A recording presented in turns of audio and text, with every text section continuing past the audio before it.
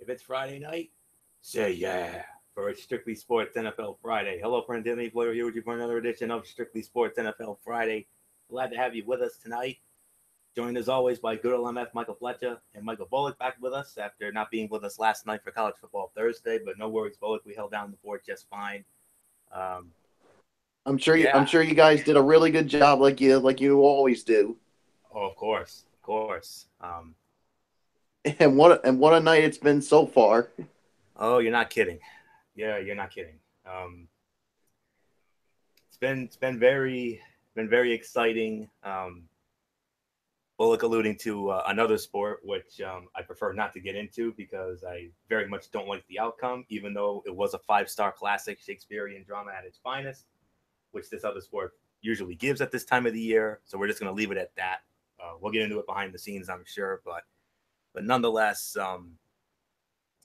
yeah, last night we had limited material to work with, which is why the show ran a little shorter than usual. But we don't have limited material tonight. We got all the material you need for tonight. And we're in week 5 already, guys. And guess what? It's bye week. We start bye weeks. The official start of bye weeks. 4 teams are on bye this week.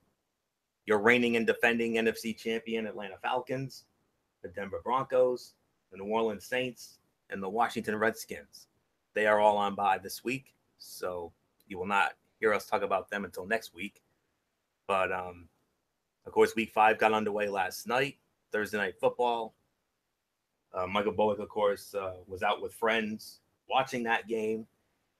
His New England Patriots escaped by the skin of their teeth, defeating the Tampa Bay Buccaneers 19-14, largely because of the fact that Tampa Bay Buccaneers kicker Nick Folk missed not one, not two, but 3 field goals that would have made the difference for the Bucs.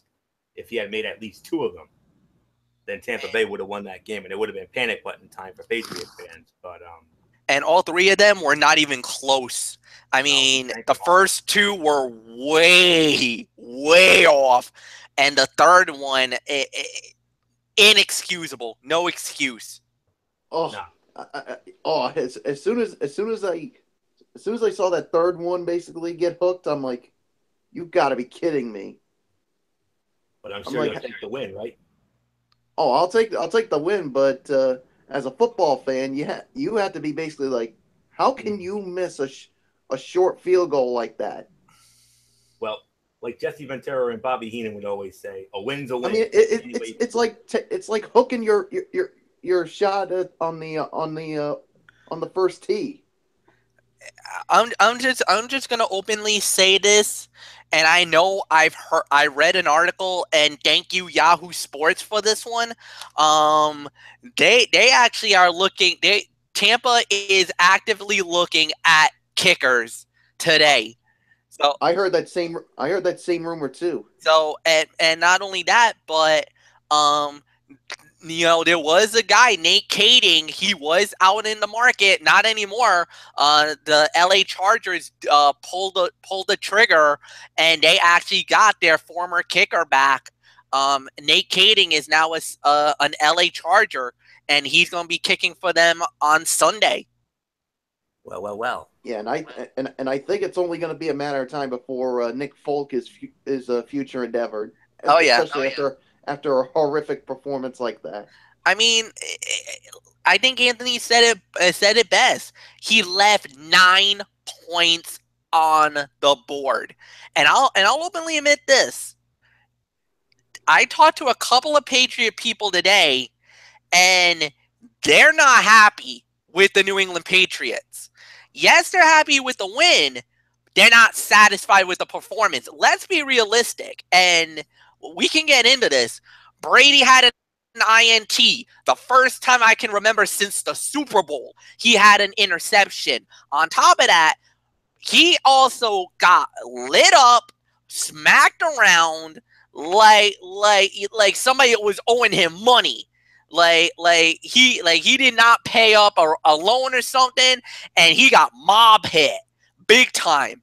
And then he was forced to got hit hard enough where he got fumbled in the game. So, and if you notice, each time he was getting hit, he was getting slower and slower getting up. I don't know. I think Brady took a few good shots in this game. Who knows what we're expecting, but I'm happy the Patriots. I'll be quite honest, Fletch. The reason why he was getting hit, the offensive line wasn't doing their job. Yeah, the offensive line was not doing their job at all. You're absolutely right, and there is no doubt about that. But here's some news and notes from last night's game. First of all, this game came in at number 1. This was the FPI game of the week last night. I mean, hard to believe, but it was. And going into the game, New England dropped to number 7 in the most recent NFL Power Rankings. But the FPI, they weren't quite ready to give up on them yet. I mean, Brady at an extremely high level. He came into the game ranked number 2 in the league with a QBR of 75.6.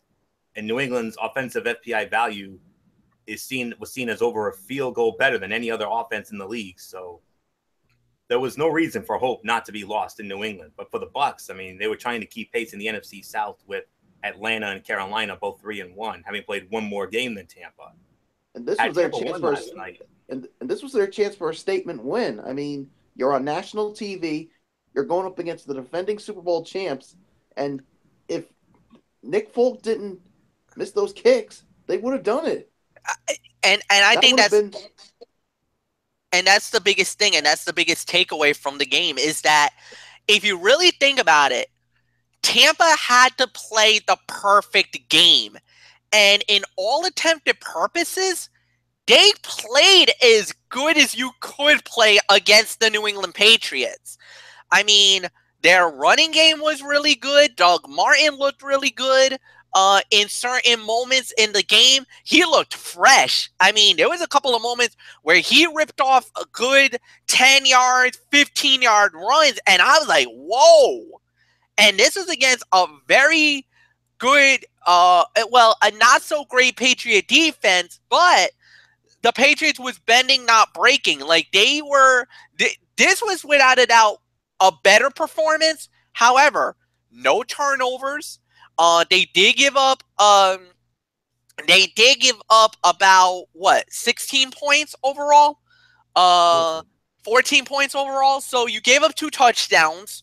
But at the end of the day, if you think about where they were the last few weeks where they were getting lit, if you think about it, yes, this was a better performance defensively, but you could tell something was definitely wrong offensively. The line does not look good. I think Nate Solder's hurt. I think he's just shielding it. I think he's hurt. He looked horrible last night. He looked horrible last night. I mean, my God, you know what? I'm going to say it. My family could do better than Nate Solder. I mean, heaven forbid. Any member of my family could probably get Tom Brady and sack him the way Nate Solder was looking last night, for heaven's sake. So, you're absolutely right. Anthony, go ahead. I know you want to speed this up. Yes, I do want to speed it up, and I want to get into the games. I mean, we could go all night on this, but we don't have that kind of time. If we did, then we would. But I know you guys have a lot to say about it, and that's good. I'm glad you do. But we have a lot of other things to get into, so that's why I want to really limit the time on this. But there was one other news and note, I wanted to get into. If Tampa had won last night, their postseason chances would have raised up to nearly 1-3. But with this loss, it drops their playoff chances to 1-5 now. So let's think about that for a minute. But nonetheless, a much better than expected game. I had a little bit of some doubt going into this game. I mean, I really didn't think this was going to be anything special. I know this was the game MF secretly wanted to do when it comes to the game that he and I do. But for some odd reason, I just wasn't feeling this one. And It ended up being better than I thought, so shame on me for that one. I'll take the heat for that one. I know MF wanted to do it, but here's the thing though. We're making history with the game we're gonna do. Oh, believe me, we're making history. We're doing a game that we've never done before, and quite frankly, I can't wait. And we'll let you know. I'll let you know when that is when we get there, and MF can do that Phil Simms thing I like. But nonetheless, we're gonna move on now to the remaining games of Week 5 in the NFL. I mean, a month already in, and a lot of surprising things going down. But all right. So with that being said, let's start it off. Our first matchup, and it will be my team, the Buffalo Bills. Well, let me rephrase that. My team, the first place in the AFC East, Buffalo Bills. Yeah, you heard that right. 3-1 Buffalo Bills going up against the Cincinnati Bengals. They're going to be at Paul Brown Stadium in Cincinnati on Sunday. This game will be on CBS, and we're going to have on the call Tom McCarthy with Steve Berline and Steve Tasker, the former Buffalo Bill. You know, he was a big part of the offensive line back during those glory teams in the 90s. And this game obviously did not rank in our top 5. Of course, we'll get into our high leverage game later on, which is a good one. And yes, so 16-12. They met in Cincinnati last year, and Buffalo won that one 16-12, and snapping a 3-game losing streak to the Bengals. And the Bengals last beat the Bills at home in 2011, 23-20. Overall was in 2015. They won 34-21 in Buffalo. So, and Cincinnati, actually, believe it or not, is a 3-point favorite in this game, which kind of surprises me a little bit, considering they're 1-3 and a mess. But you know, it is what it is. So here we are. The Bills might be 3-1 and playing the 1-3 Bengals, but Vegas seems to like Cincinnati in this game. Buffalo is at least a 3-point underdog on the road, suggesting this could be a trap game for the Bills after big wins over Denver and Atlanta.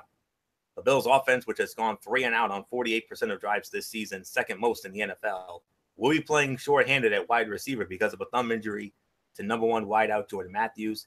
Tyrod Taylor has excelled in passing to Charles Clay and LaShawn McCoy this season.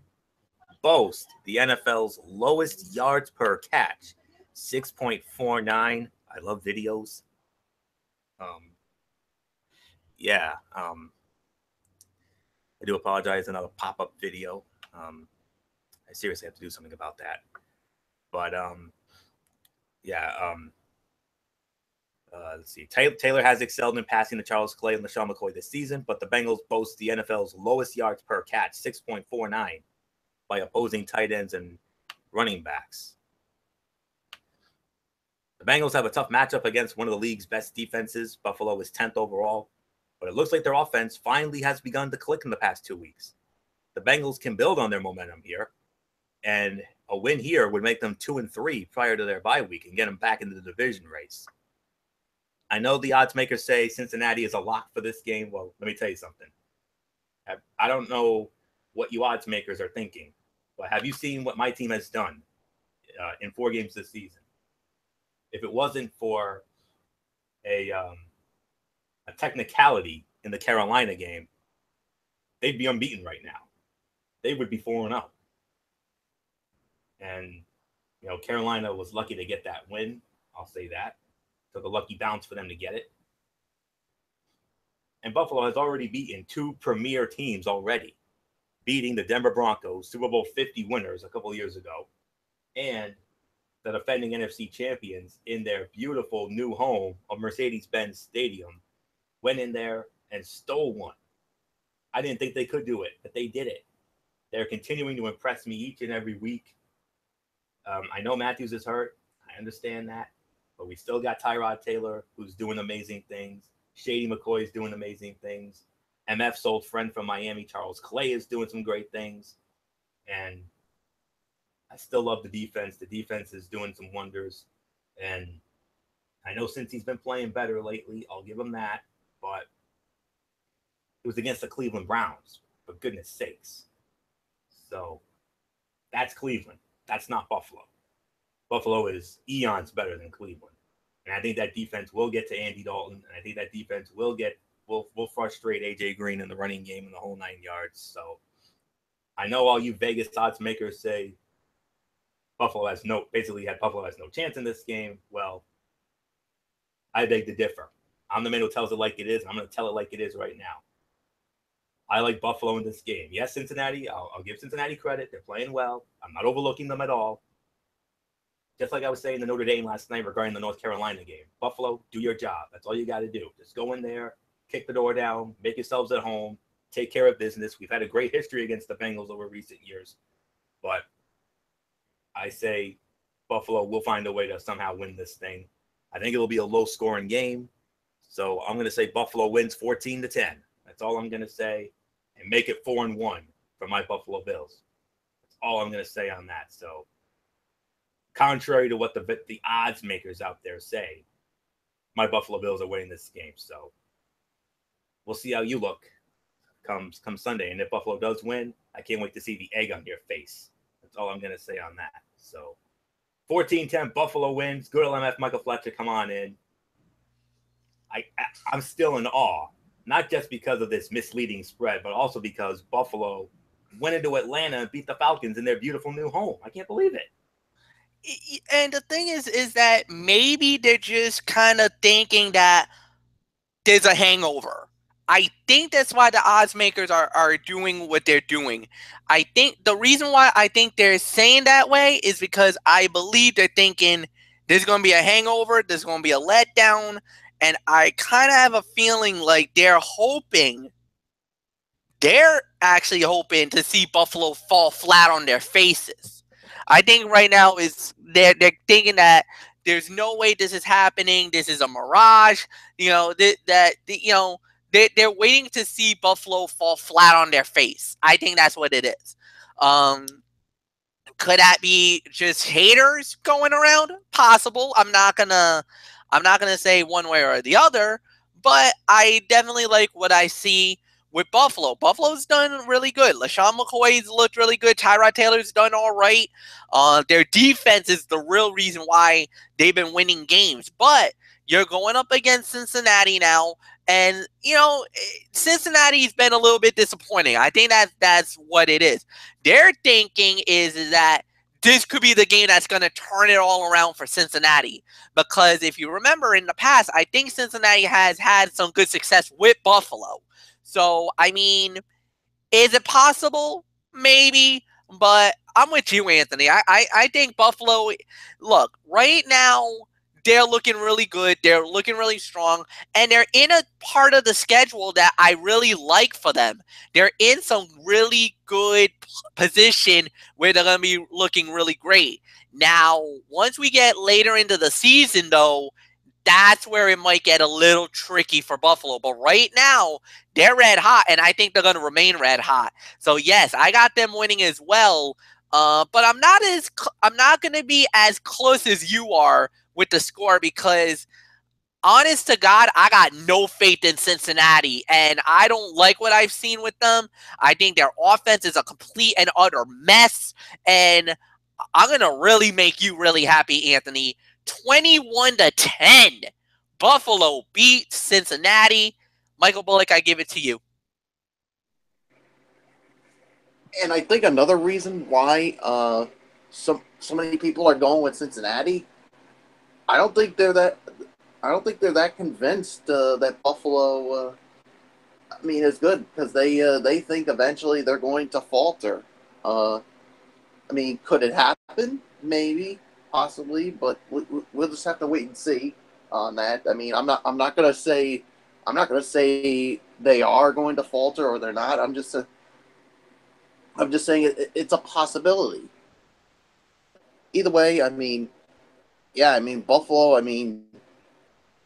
going into Mercedes-Benz Stadium and beating the defending NFC champion Atlanta Falcons, ultimate shocker of last week. I don't think anybody was giving Buffalo a chance, but somehow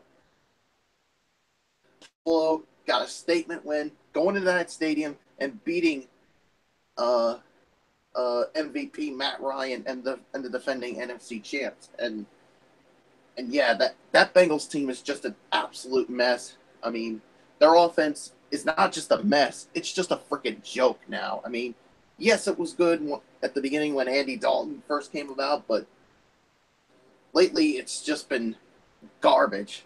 I mean, if anybody thinks this game's going to be close, you're out of your freaking mind. And I'm even going to make you even more happier, Florio. I'm gonna say this. My final score, I got Buffalo winning, but guess what my final score is going to be? And some of you may be surprised, and Florio, you may even be surprised as well. 31-10 beat Cincinnati, because Cincinnati is just, I mean, they're just an absolute mess right now.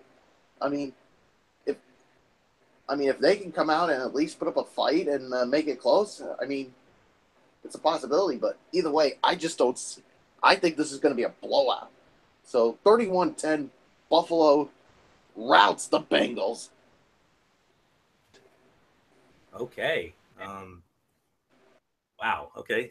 That sounds wonderful. So I'd love to see a rout, but I don't know. We're gonna have to wait and see. So, all right. Next up, well, we got one of our mech zonk games of the week. Not the zonk game of the week, but it's one of the zonk games of the week. A game that you would normally see on CBS, but instead it's going to be on Fox for some odd reason. The New York Jets squaring off against the Cleveland Browns at First Energy Stadium in Cleveland. And I feel so bad for this man who has to call this game because, you know, he's a man that MF and I hold near and dear to our hearts because he is, after all, the voice of the New York Rangers on the Madison Square Garden Network. Yeah, MF, I'm sorry to say it. Our boy, Sam Rosen, he drew the short straw this time around. Sam Rosen, Rondé Barber, Christina Pink, they'll be in Cleveland for the Jets and the Browns on Sunday afternoon. He deserves much better than that. But, you know, it is what it is. Interesting spread here. Two spreads have this game as a pick'em game, and the other spread has the Jets only by one. Series history favors the Cleveland Browns by one game, 12-11. They last met last year in Cleveland, and it was, believe it or not, and it was actually an entertaining game, and the Jets actually won 31-28. And the Jets have won 4 straight meetings in this series. The Browns last beat the Jets in 2007. That was in New York, 24-18. The Browns' last win at home against the Jets was the year before in 2006. That was a 20-13 win in Cleveland. So, MF, Michael Fletcher, New York Jets, Cleveland Browns. Normally, this would be a CBS game, but somehow Fox ended up getting it. Thank you, Fox, for getting this off of our getting this game off our jurisdiction. Yeah, I know. It's actually very shocking. Very shocking. First time ever. But very rare that we see something like this. But, you know, I'm going to say it. I'm very optimistic about the game. I want to see what it's going to look like, what we're going to get what the feel is in the whole 9 yards. But I'll say this. Look, the Jets have actually done all right for themselves lately. I mean, you know, 2 wins in a row, one over Miami, which was which a lot of people believed it was a very easy win. Then they had to really work last week against the Jacksonville Jaguars. That one was, I mean, you want to talk about digging down deep and doing what you needed to do to get the job done. But no, it was very good, very impressive. Big win for them. And now they're going up against the lowly Cleveland Browns. Yikes. I mean, if you do not think this is going to get any better for them, I think it's going to be this is a great game for them. A great situation. Jets are going to do it. I think they're going to win the game. I got nothing more to say. Mike Bullock, I give it to you.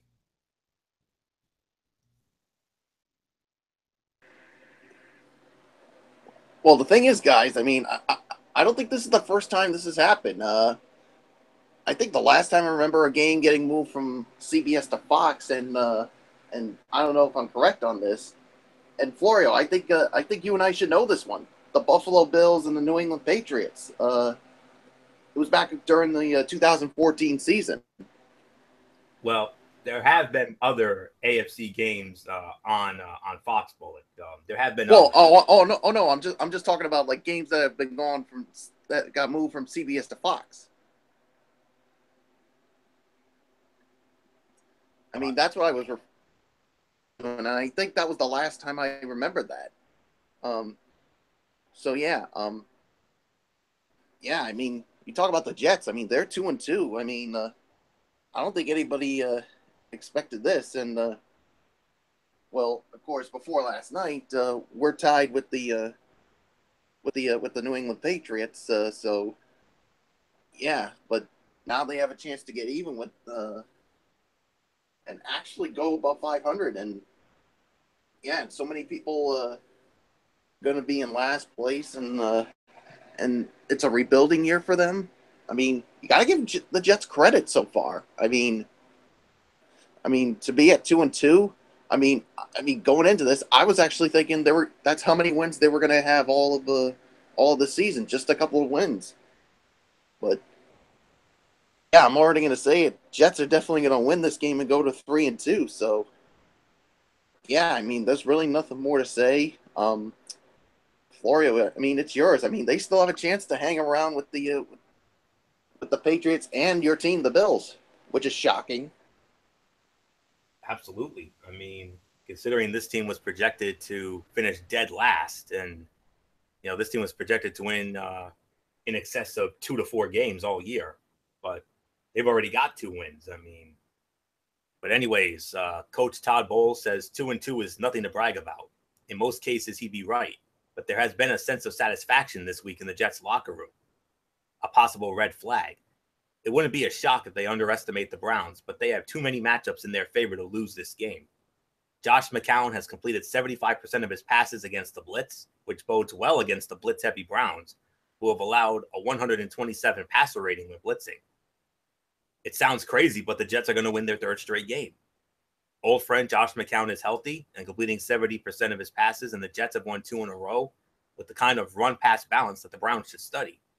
At 0-4, the Browns talked a good game all week, but there was a feeling that folks were looking over their shoulder. That's not the attitude a winless team needs. So I agree. I got the New York Jets winning this one as well.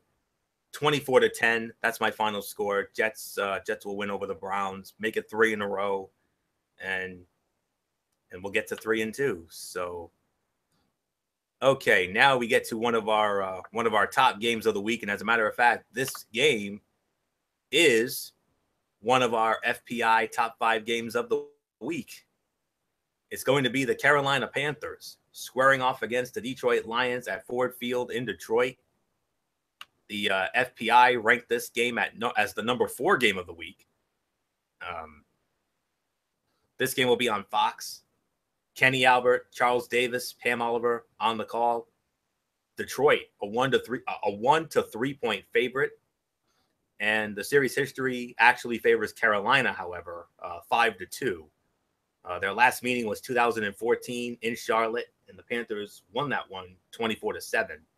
Last meeting in Detroit was 2011. The Lions won a wild one that day, 49-35.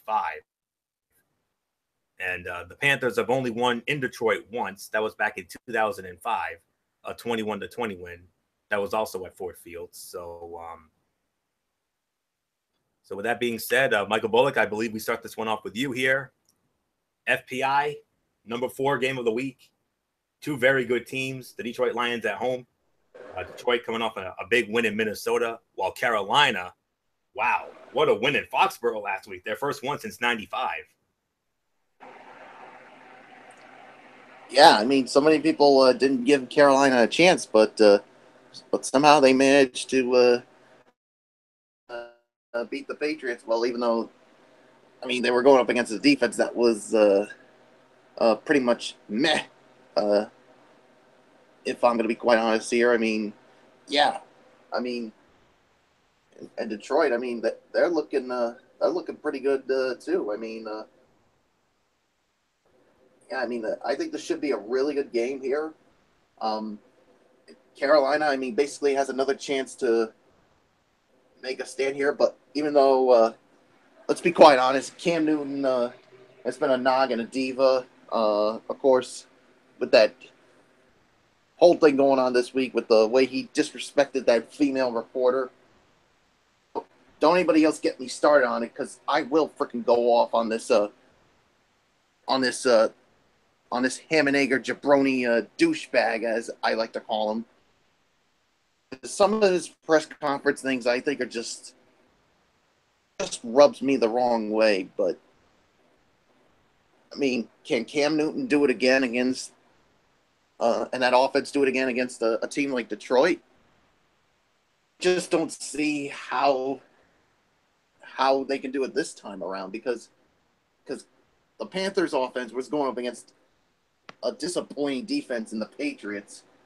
But you never know. But Detroit's looking really good here. Matthew Stafford, I like what I've seen from him. So the Detroit Lions winning this one, I'm going to say, I'm actually going to go 27-24 is going to be my final score here. So, I mean, would I be surprised if Carolina can somehow pull this one out? No, I wouldn't be surprised. But I think, because Detroit's at home, I gotta go with the Lions here. So, Flory, what's yours?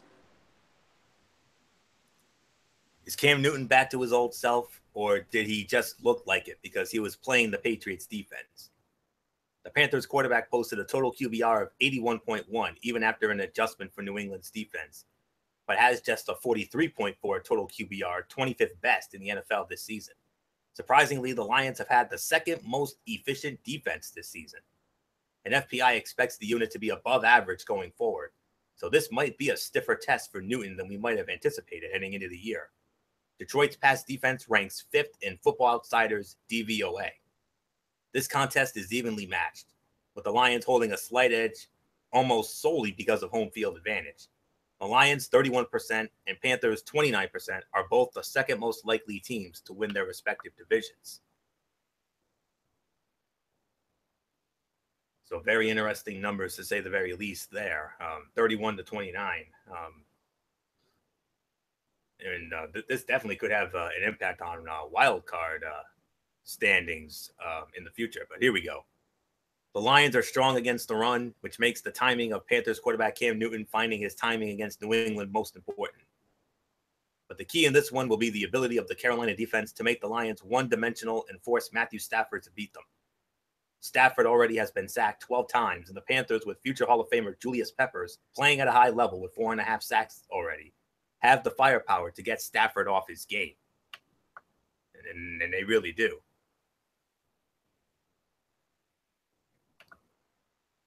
And as for the Lions, the Lions at home, they had an equally big win of their own, going into Minnesota and stealing one at US Bank Stadium, the home of Super Bowl 52.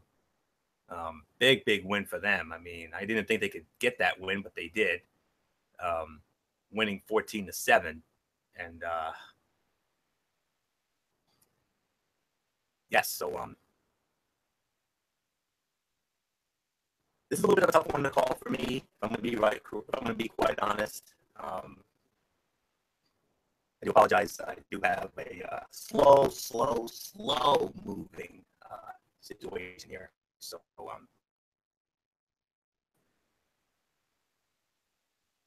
in this one, like Bullet said, I mean, because of the fact that they're at home and,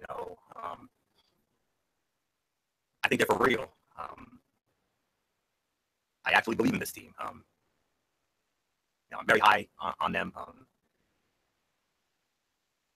Because Minnesota's a very tough place to win, especially against that defense. But they somehow, some way, found a way to get it done, and they impressed me. Okay, here we go. Defending Newton will be tough, and linebacker Luke Kuechly could cause Stafford some issues. But the Lions have shown they are one of the better teams in the NFC. They also have a good secondary. And yeah, they have a good secondary, and okay. He has 5 interceptions. These teams are evenly matched, so quarterback play can make the difference. In that case, at home, Stafford has the edge. The Lions defense gets another interception, and Stafford throws for 3 touchdowns. So with that being said, I'm going with the Detroit Lions to win this game. 28-20. That's my final score. Detroit wins it. 3 touchdowns for Stafford, another pick for the defense. So I think that pick will come towards the end of the ball game. So there is really nothing left for me to say on this. So 20. So MF, our number 4 FBI game of the week, Carolina and Detroit. Should be a good one at Ford Field. I got Detroit winning 28-20. Yeah, no, this is definitely going to be a very good game. This is going to be a very exciting matchup, to say the very least. At the end of the day, it basically has to come down to what the look of the team is going to be, and what is the real expectation. I think that's the best way to say it. What is really going to be the expectation? And that is really going to be a very telling matchup. And I'll say this, when you ever get a game here at Ford Field, of course, like you said, last week we had that major upset.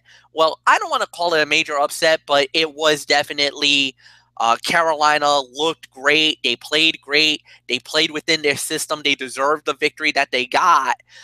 They deserved to beat the New England Patriots the way that they did last week. And Detroit right now, I mean, this is definitely going to be a very trying situation for them. How are they going to look? Matthew Stafford so far has looked really good. Only has 7 touchdowns to 1 INT. Looked very good. Amir Abdullah has about 257 yards rushing. And my man, Golden Tate, the man who I have on fantasy, he's done all right for me. I'm hoping for a bigger breakout game. But at the end of the day, I like what I've seen from them. And we're just going to have to wait and see what happens. So for me, I'm with you, Anthony. I agree. I'll give Detroit the edge, just for the mere fact that I think the Cam Newton thing is going to be a little bit of a distraction. I'm not going to talk about it because we don't get into any controversial junk on the show, but it is something during the week that kind of got himself into a little bit of some trouble, but I hope I don't think it's going to have that much of an impact, but you never know. At the end of the day, I think it's going to go like this. And for me, I'm going to say I do have the Lions winning the game. So, Anthony, let's just move on to the next game. If we normally don't ring song games of the week, but the Jets and Cleveland, as far as I'm concerned, is the number 3. This one is the number 2 song game of the week. The San Francisco 49ers and the Indianapolis Colts at Lucas Oil Stadium in Indianapolis. A game that's going to be on Fox. Tom Brennan, Chris Spielman, Peter Schrager will be in Indy for the second Zonk game of the week, as far as I'm concerned. And as we look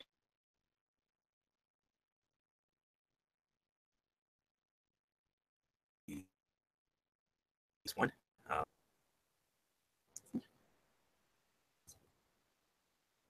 Okay, here we go.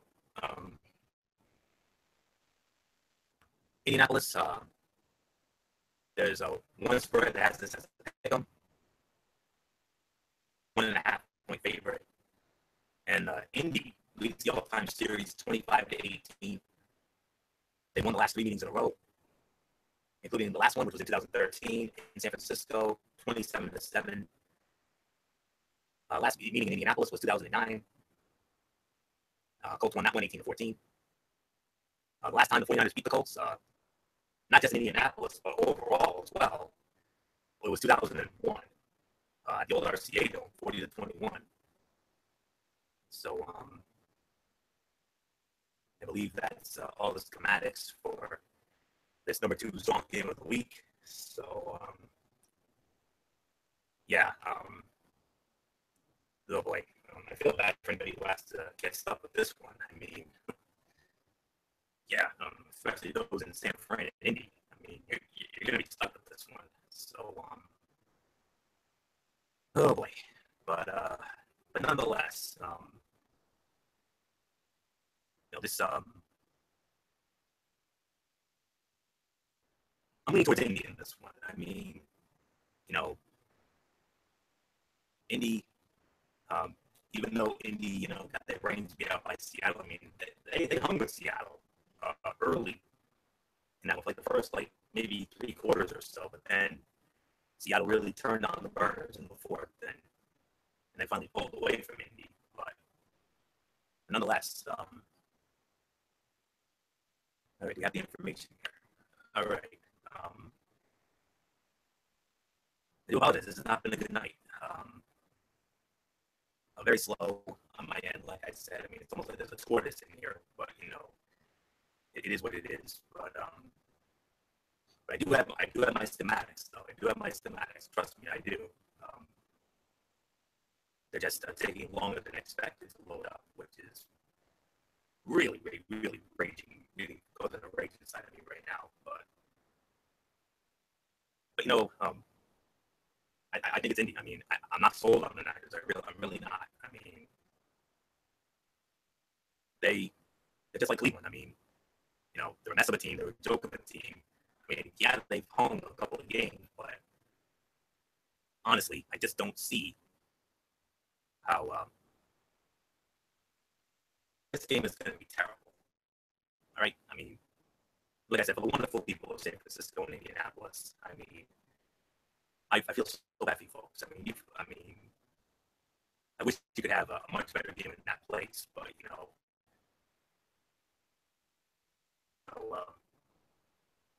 it's just the way of the world.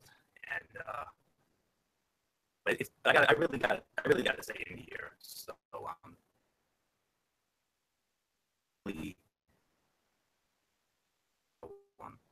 I very much apologize for this. I really do. It's very slow moving, very frustrating. Okay, finally. Okay, this is the second of 3 consecutive road games for the Niners, and they're coming off a trio of games that lost by a combined 8 points. Given the Colts' struggles protecting the quarterback,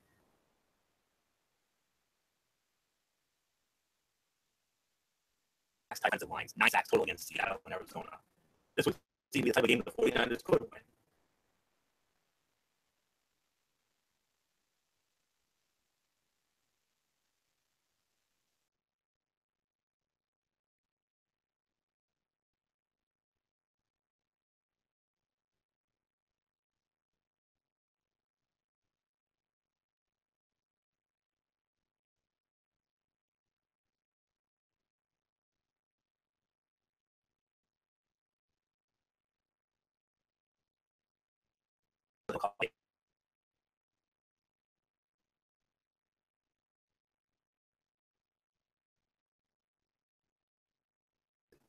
This will be an emotional weekend at Lucas Oil Stadium for the Colts. Peyton Manning is getting his own statue in front of the stadium and will have his jersey retired Sunday. Chuck Pagano has never started a season 1-4 as coach of the Colts. They'll do just enough to keep things that way. So I'm going with Indianapolis. My final score, I'm going to go 21-17. Indianapolis wins. And I'm going to be honest, that Peyton Manning news, that's news to me. I didn't even know that was happening. But nonetheless, congratulations, Peyton Manning. After all, that is the house you built, brother. So what a moment that's going to be, a statue and the jersey retiring. Yeah. Now you really can't go against Indy. So 21-17, Indy wins the number 2 song game of the week. So MF, forget this is the number 2 song game of the week. Let's just remember Peyton Manning is getting onto the statue and he's getting his jersey retired. Well deserved. Yeah, well deserved, and very emotional night it's gonna be, or emotional day it's gonna be at Lucas Oil Stadium in Indianapolis, because like we said, even though he did went on and finished his career with the Denver Bronco, I think the best moments that he ever had in his career was as a member of the Indianapolis Colts. I mean, there's really nothing more that we can say or feel or anything like that. So, yes, give me Indy to win that game as well. I got nothing more to say. So, Michael Bullock, I'm going to give it to you.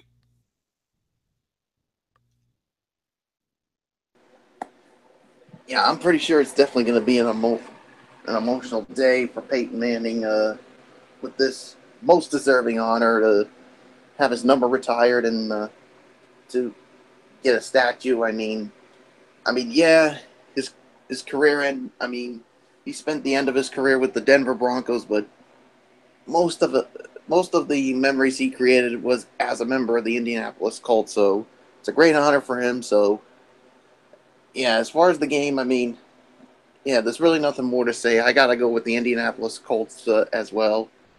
I'm going to say 24-17 is going to be my final score, so nothing else to say. Let's just move on, Florio.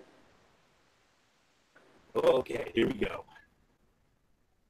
The Tennessee Titans squaring off against the Miami Dolphins.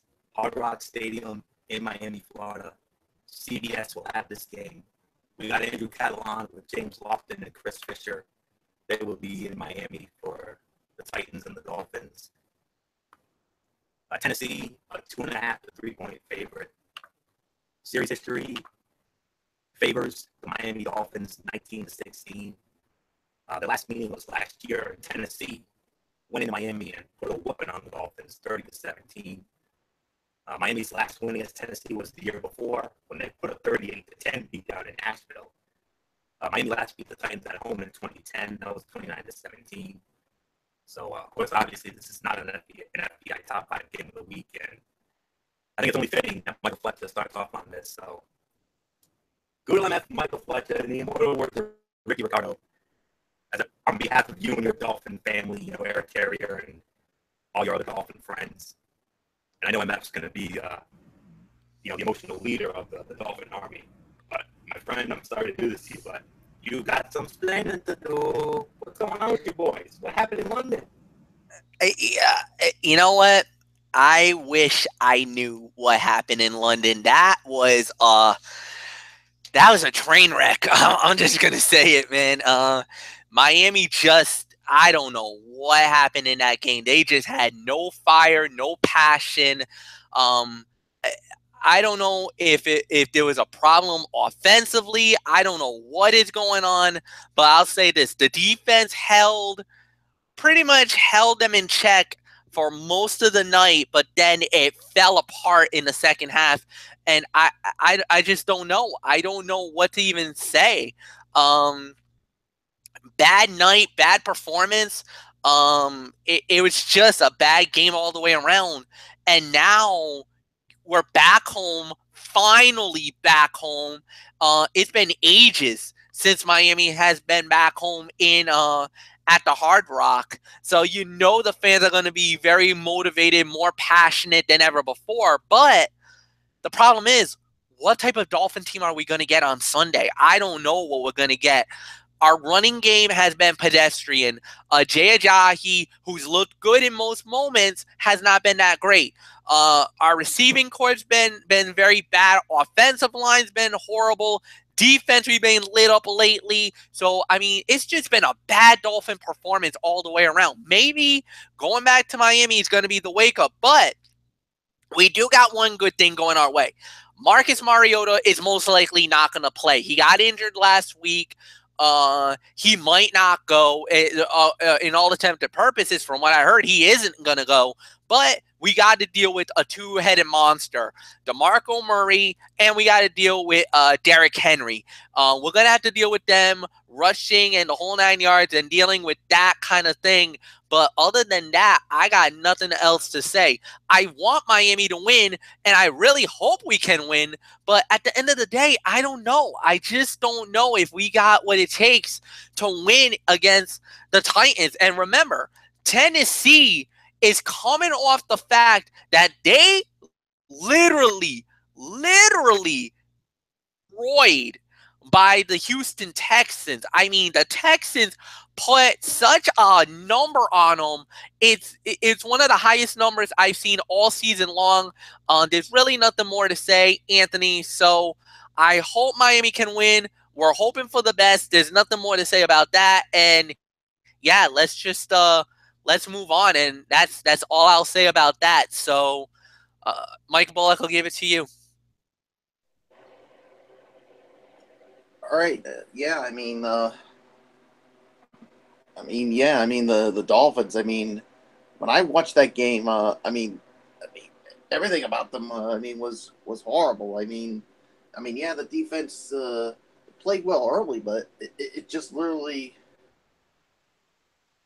didn't play well in the second half. I mean, the offense was terrible, and yeah, I just don't know what to say about them. I mean, they are going to be back at home. I mean, yeah, Marcus Mariota may not play in this game, but I just really have no faith in this Miami Dolphins team. I mean, especially after that horrific offensive performance last week.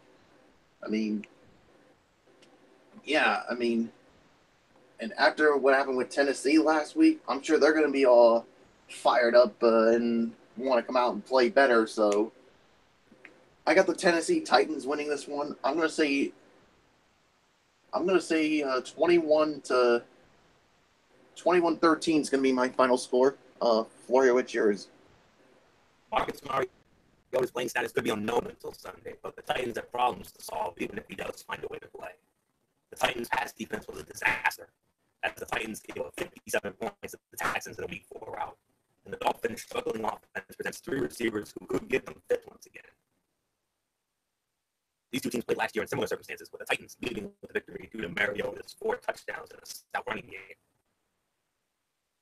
They'll have to do it Sunday with a lot of attention on the running game, whether Mariota or Matt Castle is under center. The Dolphins allowed 235 rushing yards in last year's loss to the Titans.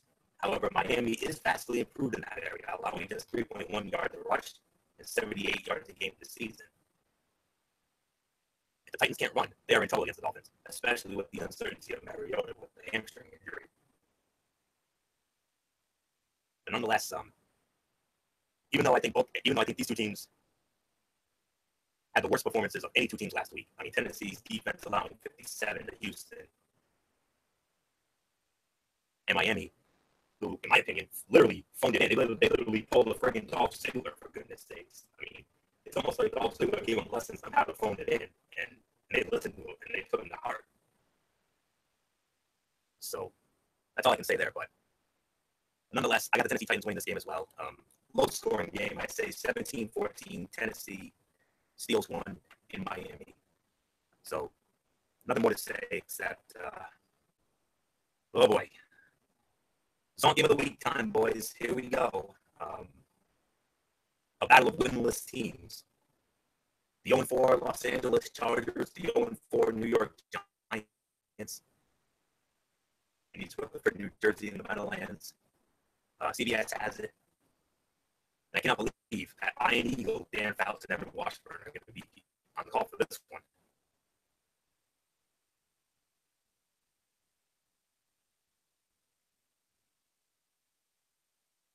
I will winless team in this Game of the Week. The Giants, 3 to 3.5-point favorites. The Chargers, 6 to 5, mainly because the Chargers have won the last 3 meetings in a row against the Giants. They last met in 2013. That was in San Diego, and the Chargers won 37-14. Last meeting in New York was in 2009. Chargers won that one 21-20. That was a game of meth, and I really did and got a lot of fun with it. Giants' last win against the Chargers was 1998, 34-16. That was in San Diego. The last time the Giants beat the Chargers at home, you got to go all the way back to their Super Bowl championship year of 1986. 20-7 was the final score. That's the last time the Giants picked up a win against the Chargers at home. So, Michael Bullock, I hate to do this to you, but you get to lead off the Zonk Game of the Week. Somebody's finally going to get a win. Is it going to be the LA Chargers, or is it going to be the New York Giants? Someone's got to give in this one in the Meadowlands. So, All right, what do you say? Yeah, somebody's gonna have to come out with their first.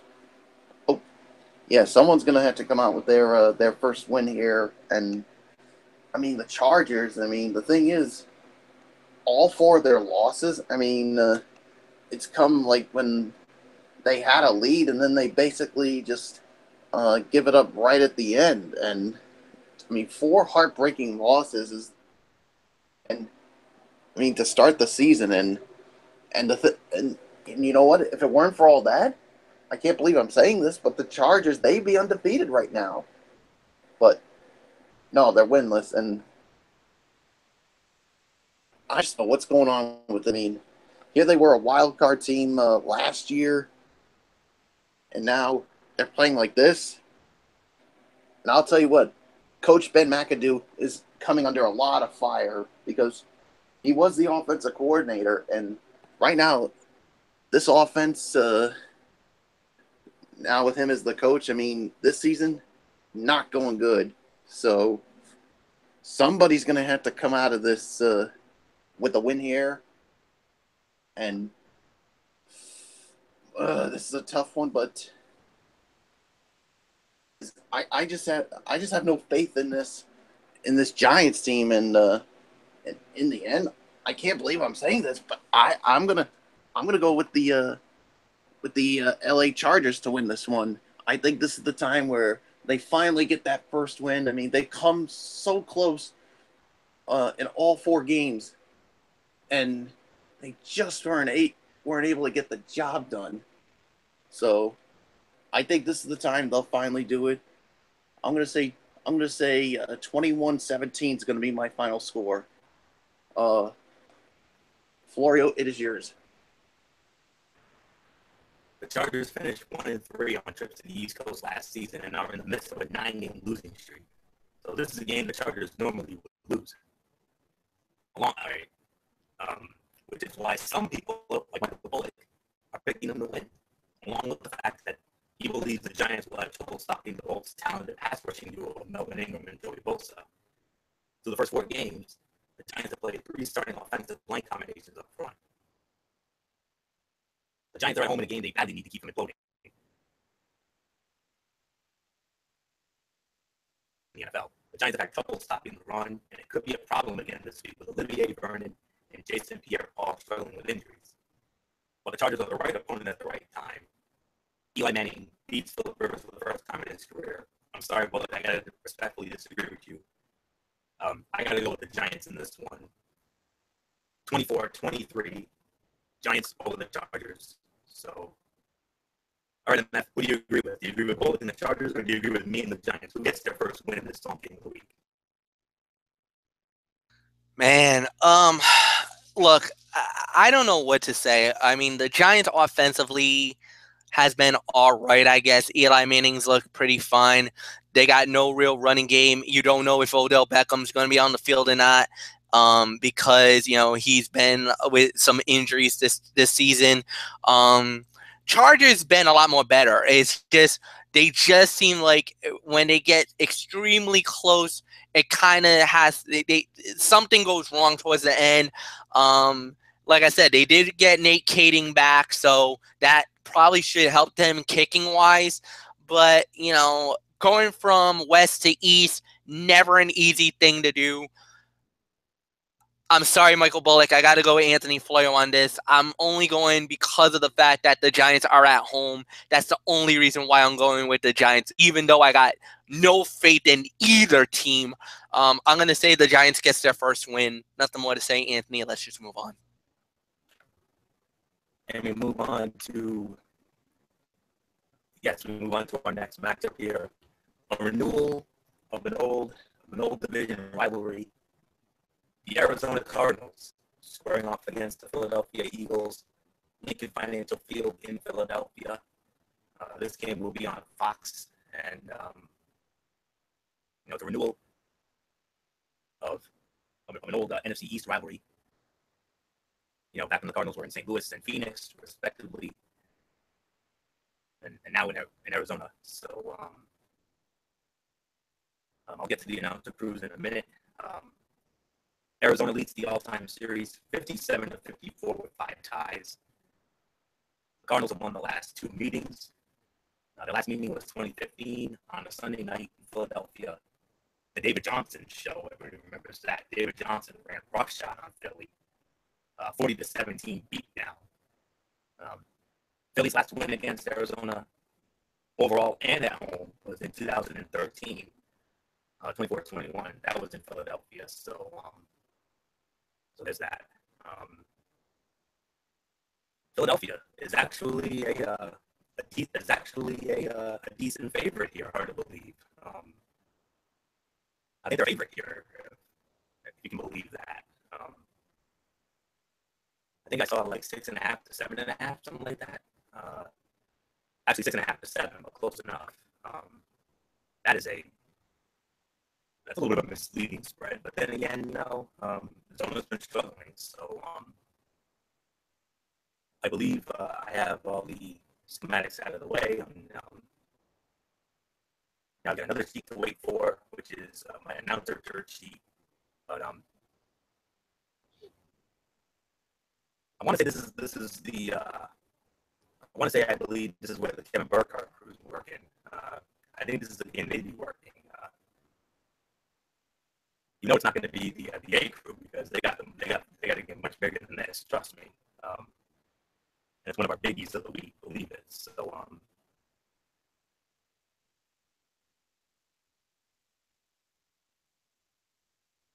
you can make an argument that this game could be in there, but it's not.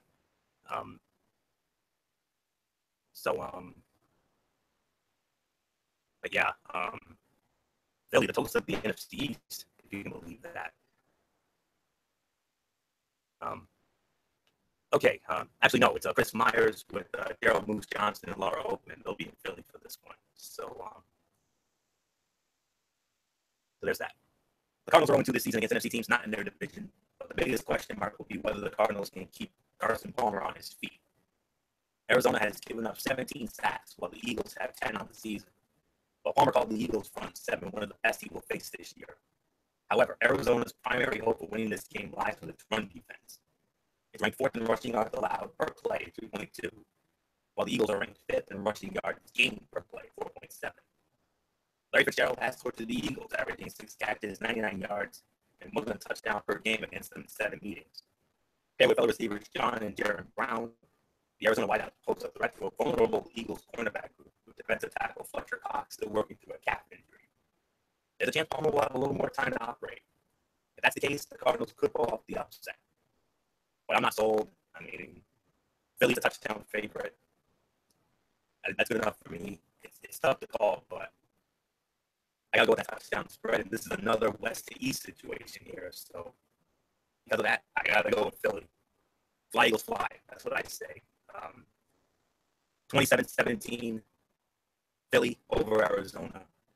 I wouldn't be surprised if Arizona wins, but Philly, I just think they're the better team. They're a touchdown favorite. So 27-17, Philadelphia over Arizona. So what are you saying, man? Fly, Eagles, fly, or what? This is going to be a tough game. This is definitely going to be an interesting matchup, to say the very least. And once we get into the nooks and cranny of it, look, I like what Philadelphia's been doing lately. They've really played pretty well, 3-1. And look, Carson Wentz has done very good. The running game's been established a little bit. So no, I'm with you on this one. I'm gonna go with the Philadelphia Eagles to win as well. I got really nothing more to say. So Michael Bullock, I give it to you. Yeah, like you just mentioned, Florio. I mean, going from west to east is usually tough for a team from the west to basically adjust to. I mean, Arizona.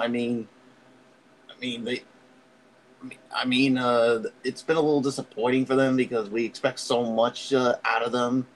But yeah, Philadelphia. They continue to really impress me. Yeah, who knows? If they continue, if who knows if they continue playing like this, I think this could be this could be the year they finally make they make the playoffs for the first time since 2013. Yeah, I agree. I'm gonna go fly Eagles fly on this one. I got Philadelphia winning this one. I'm gonna say 28-24. Philadelphia beats the Arizona Cardinals, and I mean I wouldn't be surprised if if Arizona pulls this one out. But it's just something about this Eagles team that I think is definitely going to pull this one out. So nothing else to say. Let's just move on. And we move on to, I believe this is our final 1 o'clock game of the week, and what a good one we got here. Here's another one that you could easily have made an argument to have in the FPI top 5, but it did not make it. It's one of our top games as far as we're concerned, especially on the AFC side of things. But and it's a renewal, another renewal of an old division rivalry. This time from the old AFC Central. The Jacksonville Jaguars squaring off against the Pittsburgh Steelers at Heinz Field in Pittsburgh. CBS will have it. Kevin Harlan, Rich Gannon on the call. Series history is 11-11, guys. It's even. And the Steelers have won the last 3 meetings in a row against Jacksonville. They last met in 2014 in Jacksonville. Steelers won 17-9. Last meeting in Pittsburgh was 2011. Steelers won that also 17-13. Jacksonville last won in Pittsburgh and overall in 2007. They won twice in Pittsburgh that year. A great regular season game, 29-22, and then Jacksonville stole one in Pittsburgh in the wild card round, 31-29. And Pittsburgh is actually a 7.5 to 8.5 point favorite here. So it's MF, Michael Fletcher, who starts it off. So MF, one of our top games as far as our jurisdiction goes on the AFC side, Jacksonville and Pittsburgh. I mean, Jacksonville hasn't won there in 10 years. We should know we covered both of those teams, including the playoff game. What a great game that was.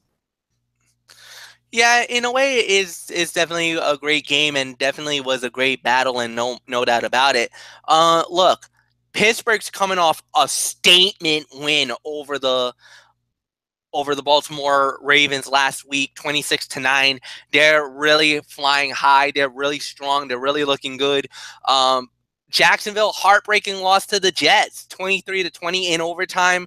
So you kind of feel like maybe this is Jacksonville's, week where they need to bounce back. And plus, on top of that, Pittsburgh's going to have to be careful because of the fact that this is a trap game, guys, because guess who they get next week? They get Kansas City at Arrowhead. Anthony, I think right now, we could pencil this in as possibly our game next week. Kansas City and Pittsburgh. I'm calling it right now. I'm letting you know right at jump. Yes, couldn't agree more. That this could be our game next week. So at the end of the day, I hope that Pittsburgh does not take them lightly or take Jacksonville lightly, because if they do, they're going to get upset. But I got Pittsburgh winning. Nothing more to say. Mike Bullock, I give it to you.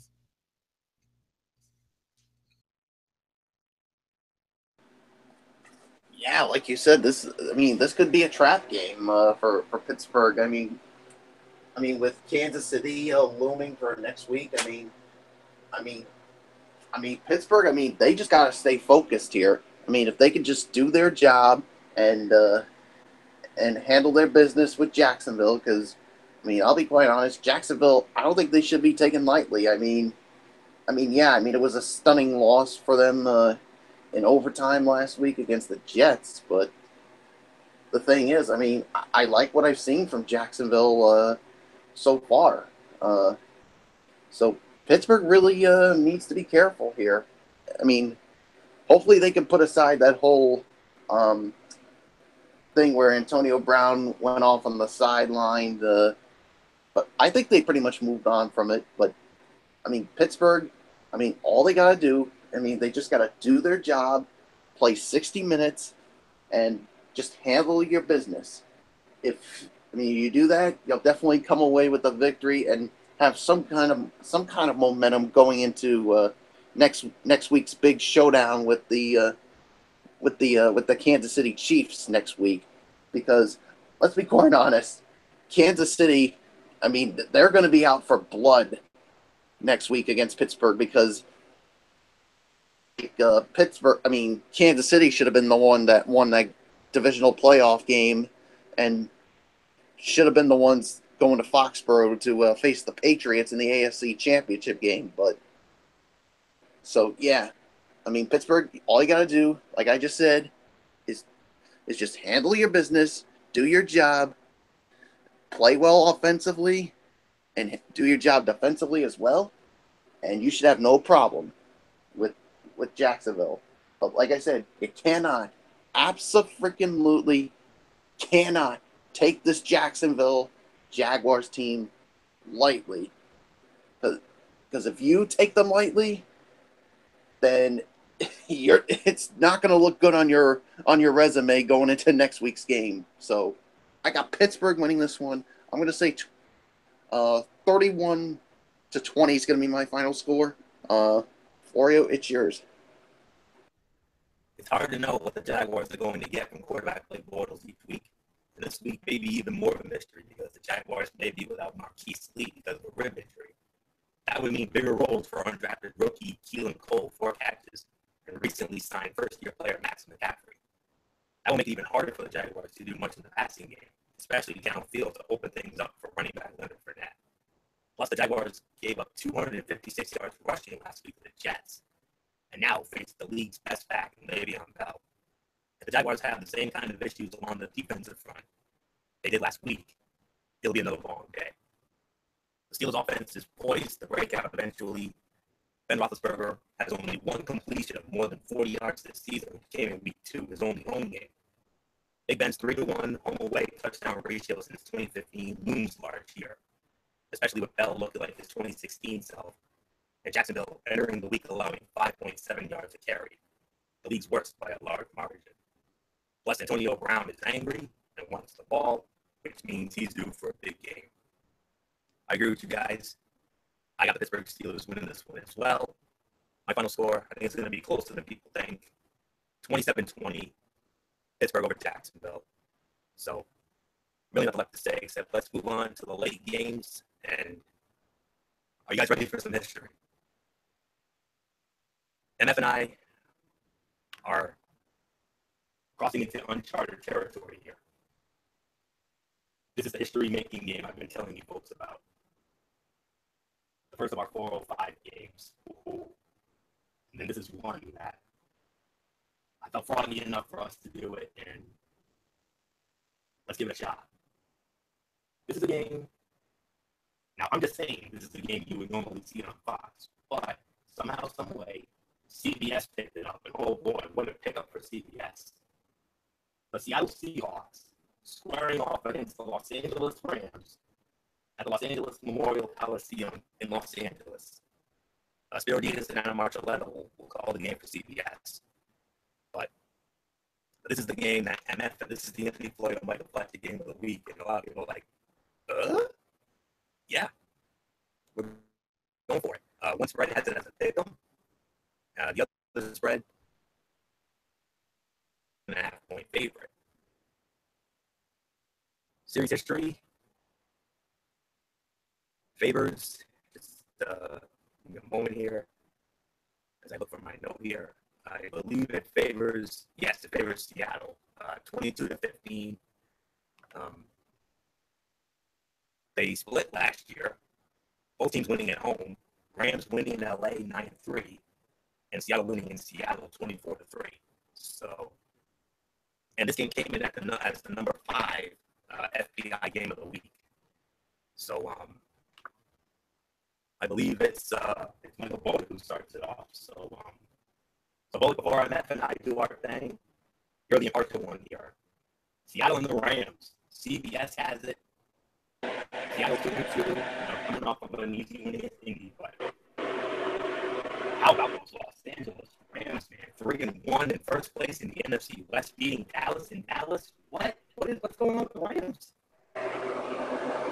I'll tell you whatever Sean McVay is doing with this LA Rams team, it's working out well so far. The first 4 games of the season, and what's even more surprising is Jared Goff. I mean, I don't think anybody expected this kind of performance from Jared Goff through the first 4 games. I think it's because he's gotten through this that rookie season, and now that he's learned from it, and now that he's under this offense that Sean McVay has put in. I mean, and of course, getting Wade Phillips as the defensive coordinator. I mean, it's really making us want to take this LA Rams team seriously. And Todd Gurley, he's getting back to that form that he was in his rookie season. And of course, when it also helps when you have like Sammy Watkins, who's I think done a good job here too. But this is going to be their first true test going up against their division rival, the Seattle Seahawks, who had no problem with the Indianapolis Colts last week, whooping them 46-18. So I mean, for the Seahawks, I mean, I think, as I said with the last game we talked about, the Seattle Seahawks just need to play Seattle Seahawks football. They just got to do their job. They got to run the offense really well, whether it's with Russell Wilson running some option plays with his legs or some pass plays with his arm. And if Jimmy Graham can make some plays on the receiving end, and if that Legion of Boom can come to play, they should have no problem. But if they take this Rams team lightly, this could be this may not go so well for Seattle. And I'll tell you what, if the LA Rams win this game, I mean, this would be a statement win, and to prove to everybody in the National Football League that they are for real and they're ready to contend right here and right now.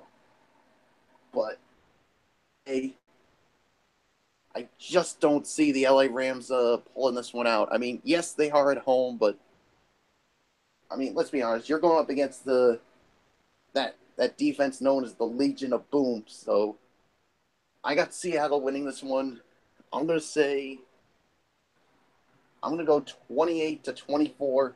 Seattle beats the LA Rams, but like I said, if Seattle takes them lightly, LA just may do it. But at the end of the day, like I said, I think Seattle wins this one. So, Florio, what do you think? I mean, does Seattle go in and gets the job done? Or will they shock the world and beat their division rivals? You'll know in just a moment, as soon as I get to my schematics, of course. For Jared Goff and head coach Sean McVay, the real test begins now. The neophyte duo has been impressive early in the season, but a slew of rough defenses late, starting with Seattle, which has allowed the 5th lowest raw QBR to opposing quarterbacks this season. Goff has been able to hold on to the ball longer than most this season, averaging 2.71 seconds for his pass attempts, 5th best in the league. While that might make him susceptible to problems against some defenses, so far the Seahawks are only pressuring the quarterback on 21.9% of plays, 4th worst in the NFL, and allowing opposing quarterbacks 2.58 seconds before passing, 8th longest in the NFL. In fact, if there's a line of scrimmage mismatch in this game, it's the Rams' defense against Seattle's offense. Los Angeles is generating pressure on 33.3% of opponents' dropbacks, 2nd best in the league, while Seattle has allowed pressure on 31.5% of its dropbacks, 4th most in the league. Russell Wilson might want to start scrambling now. The Seahawks are coming off one of the more dominant halves of football they played under Pete Carroll, outscoring the Colts 36-3 and holding them to 32 yards in the second half last week. That was a reminder that their defense remains one of the NFL's best. The offense remains a question mark, however, and could be without starting left tackle Reese Odhiambo because of a chest injury. Even at full strength, Seattle's offensive line will have its hands full against the Rams' front four that has given the Seahawks all sorts of trouble during the past few seasons. Russell Wilson's QBR in 5 road games against the Rams is 48.6, but compared with 71.5 in his 37 other road games. This has the makings of another close loss. The Rams are feeling really good about themselves, coming off a big road win against the Cowboys. Their offense is clicking on all cylinders. And their defense finally showed signs of life in the second half Sunday, holding Dallas to a mere 6 points. They'll be energized while at home against a tough division rival and will sneak out another close win. I'm sorry, Michael Bullock. Once again, I have to respectfully disagree with you. I'm going with the Los Angeles Rams to get it done.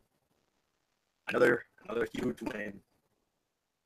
My final score, 23-20, LA over Seattle in the first ever Anthony Florio, Michael Fletcher NFC game.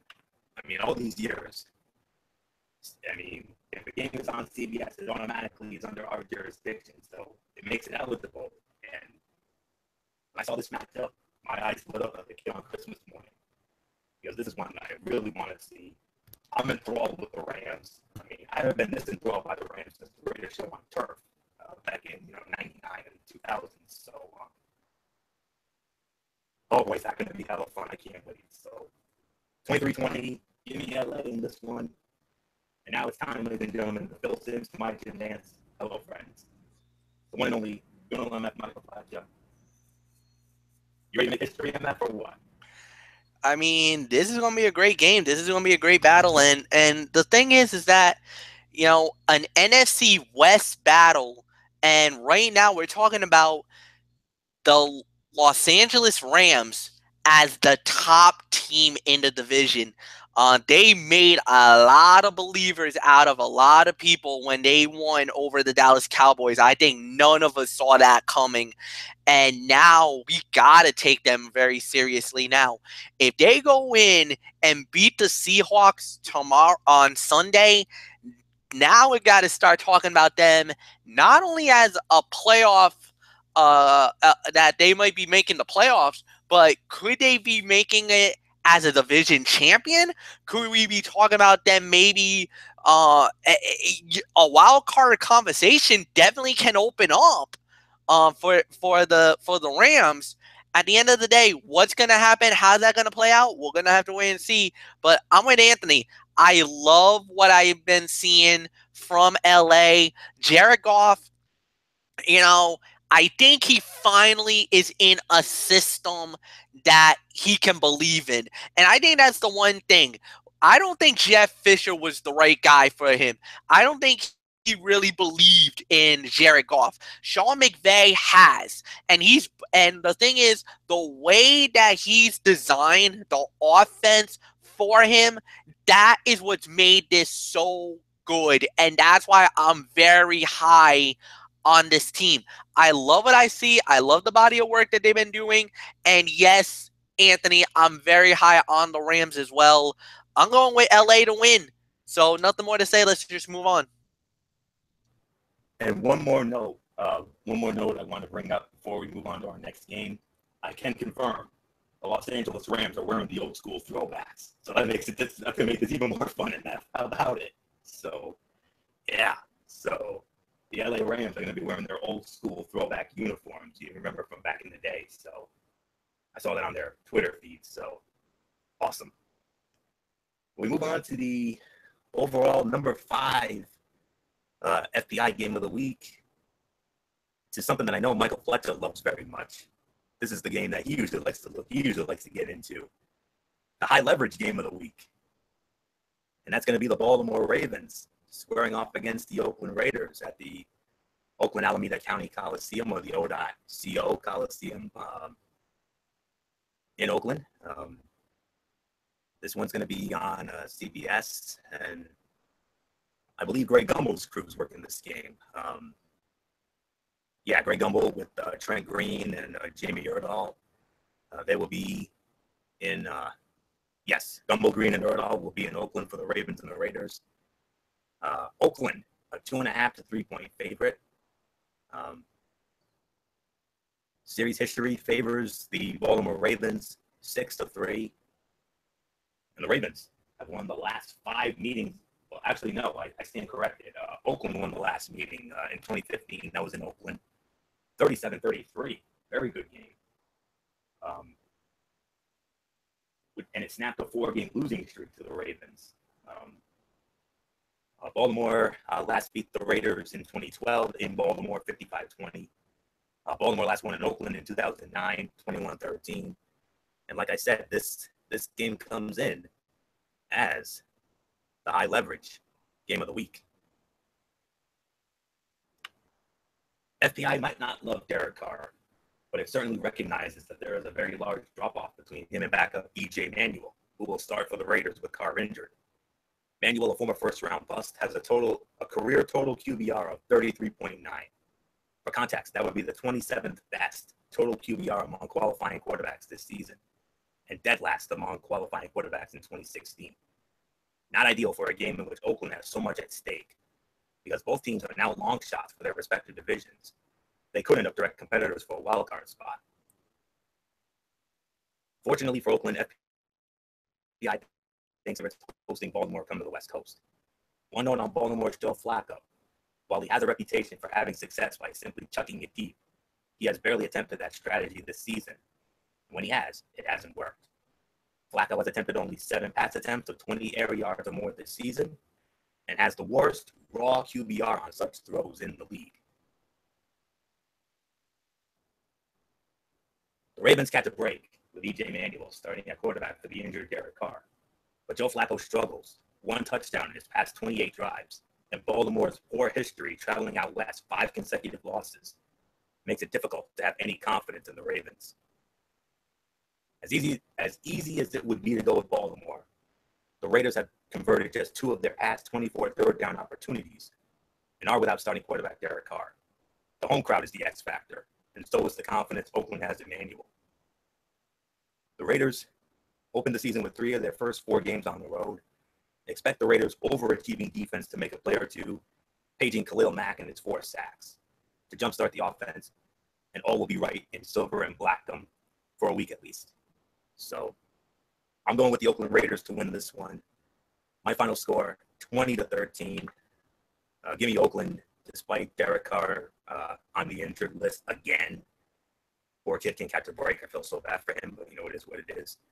So, MF, a lot at stake for both of these teams. Looks like they're going to be possibly competing for wild cards now, considering their respective divisions might be out of the reach. Of course, Derek Carr is injured. EJ Manuel, my old friend from Buffalo, gets to start. So what happens here in this high leverage game of the week in one of your favorite places, the Black Hole? I mean, this is going to be an interesting matchup, but I'm with you, Anthony. I got to go with the Raiders on this one. I just think that here's the thing. Yes, there's no quarterback, because I think right now you definitely got to agree that Carr is bad, but it's 2 to 6 weeks. Hopefully he'll be back next week. And as a matter of fact, they've been already saying he's practicing again. So that's a really good sign that he might be back next week. He probably won't play this Sunday, but next week he might come back. And if he does, that's great for the Raiders, because they could pick up right where they left off. And who knows? The sky's the limit for the Raiders. On top of that, they got a running game, and that's the biggest thing. Plus, last week they did not have Michael Crabtree. He will play this Sunday. He will play. That's great for them. Amari Cooper, he's got to do something, man. I mean, the drop, man, he's got the sudden case of the droppies. I know Anthony loves to talk about the goosies like Jennifer Lopez, American Idol style, but the thing is, all of a sudden, Amari Cooper, who's one of the most reliable receivers in the game, he's been having the sudden case of the Morocco mold whoopsies, dropping footballs left and right, man. He's dropped, I think they said 7 or 8 passes already, the most in the NFL. And you're like, Amari, you're killing me, bro. What are you doing? Hopefully he turns that around. You got a good running game. Like I said, you got Jaylen Brown, I should say, Richards, and you also got Marshawn Lynch, and Lynch has been looking great lately. So he's going to be fine. The defense is all right. Yeah, the Raiders are going to win. Plus, they're back at home. The last time, if you remember, the Raiders were back home in their own house. Didn't they do some kind of big-time whooping on the New York Jets? I think they put like a 40 spot on them. 1 week, they were going so wild that Marshawn Lynch started dancing like a fool, was dancing a fool, and Raider Nation and the Black Hole was jumping. I think they're gonna do it again, and it's gonna be another beatdown, Raider Nation style. Welcome to the Black Hole, baby, because you know that motto, just win, baby. Yeah, you go into that black hole with those knuckleheads in there, you're going to be in for a long afternoon, man. Raiders are going to win. No doubts about that in my mind. I could even call this the Stone Cold Lead Pipe Lock of the Week for me. Michael Bullock, I give it to you. Yeah, I just feel bad for Derek Carr. I mean, it all goes back to last season. I mean,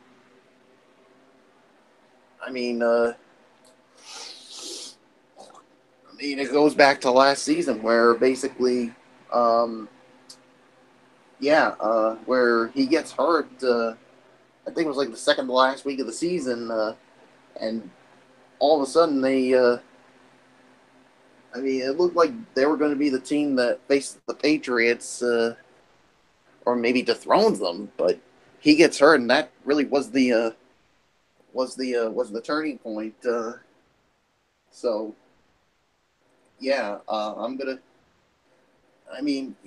Now he gets hurt, and he's gonna be out 2 to 6 weeks. So it's gonna be up to EJ Manuel to quarterback the offense here, but I think he'll be fine. I mean, because remember, like, you got Marshawn Lynch, you got Amari Cooper, you got Michael Crabtree, and you got a defense that's really good so far.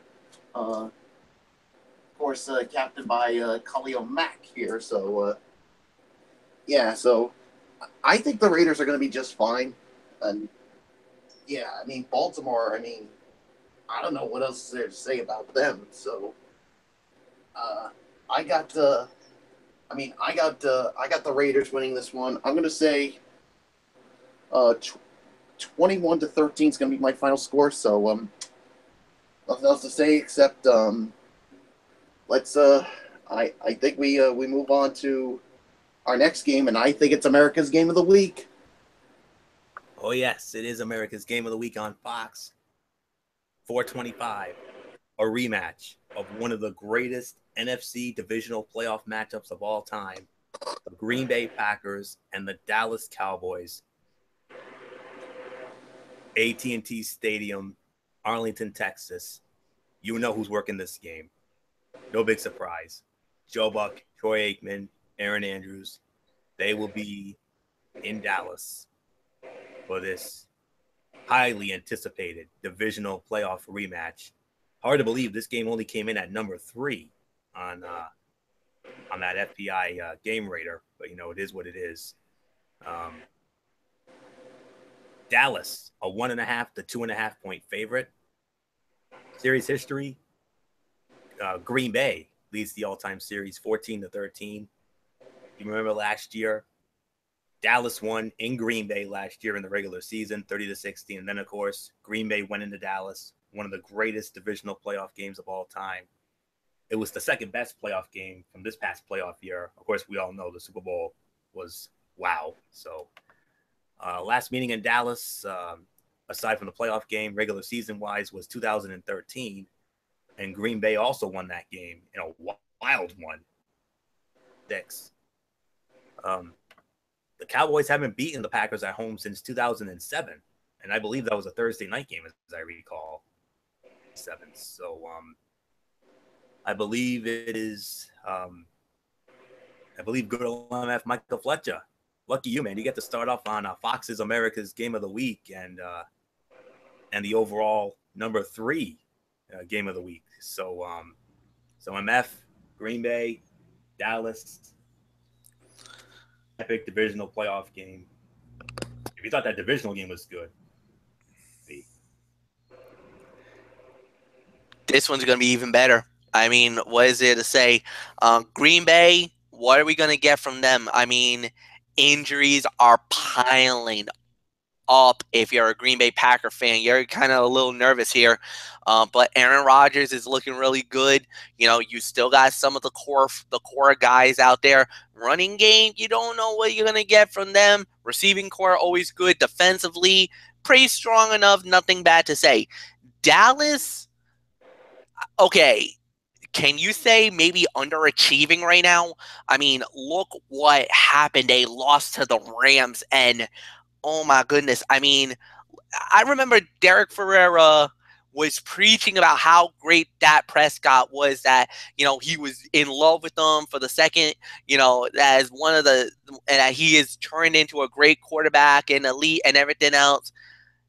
Derek, don't you know the Cowboys is an accident waiting to happen, just like Stephen A. Smith would say? And I get it. You'll probably say, you know, it was unfortunate, the whole 9 yards, which it was. It was very unfortunate. That was a horrible way to lose that game. But Ezekiel Elliott hasn't shown anything for me right now. Dez Bryant finally had a decent game. Jason Witten's been missing. And the defense that was very reliable a year ago, not so much right now. I haven't liked what I've seen from the defense. And offensive line, you had supposedly the best offensive line in all of the NFL, and they've been getting roughed up lately.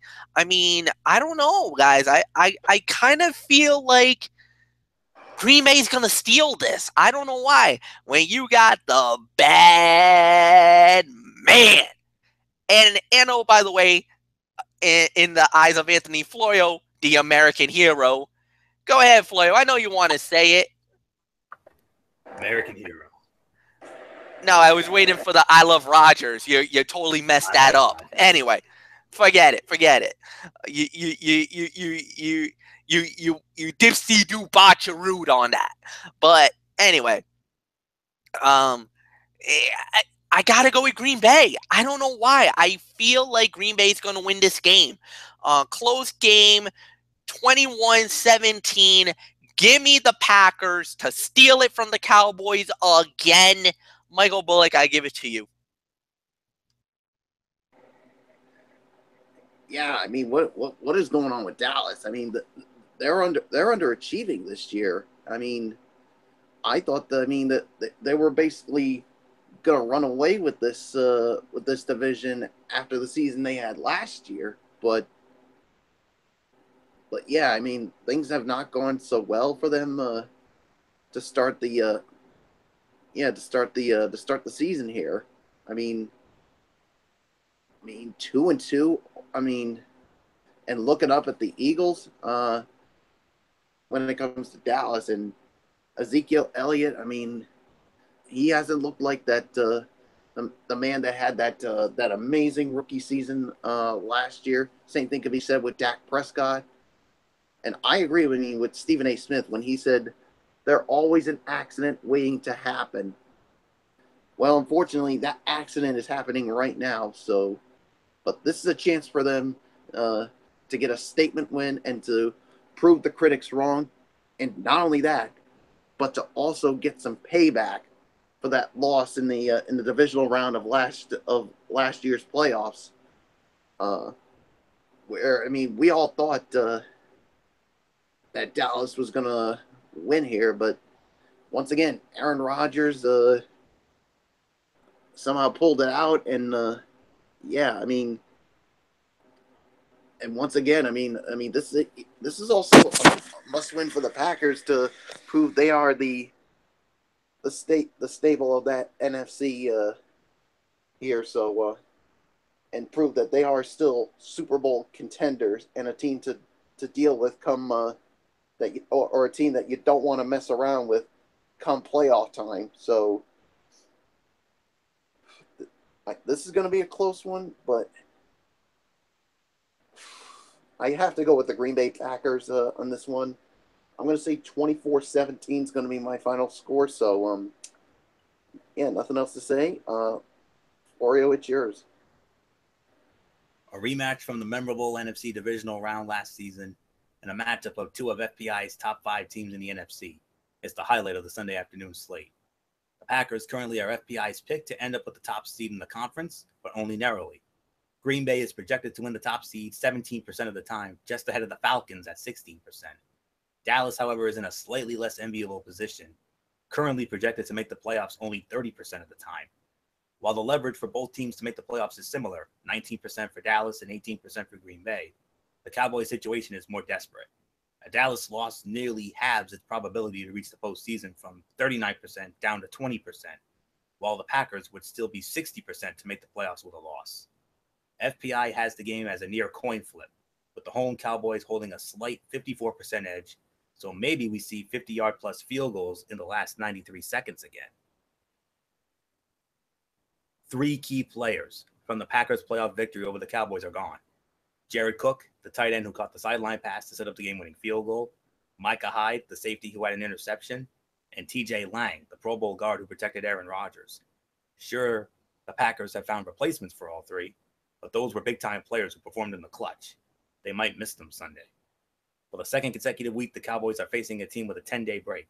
The advantage for the Packers does not lie so much in the schematics, but the rest, which allowed 4 key offensive players more time to get ready. But it's not like Rodgers needs time to get ready to face a Rod Marinelli coached defense, including playoffs. Rodgers has thrown 29 touchdown passes, with just 8 interceptions in 15 games. Most important, Rodgers is 13-2 in those games, dating back to 2008. So there's really nothing left for me to say here. I'm with you guys. I got the Green Bay Packers winning as well. It's going to be another classic shootout. Give me Green Bay 33-27 over Dallas. Should be a hell of a game. I cannot wait. And this will be a great way to warm us up before the SmackDown Live exclusive Hell in a Cell pay-per-view on Sunday. So that's all I can say there. That's going to be one hell of a warm-up. I can't think of a better way to warm us up for that than that. So Sunday Night Football is our next matchup. The Kansas City Chiefs squaring off against the Houston Texans at NRG Stadium in Houston. Al Michaels, Chris Collinsworth, Michelle Tafoya will have it. 2 spreads has this as a pick'em game. The other spread has Kansas City by only 1. This game came in as the number 2 game of the week, according to the FPI Raider article and series history. 4-4, guys. It's even 4-4, 4 apiece. They met last year in Houston. Houston won 19-12.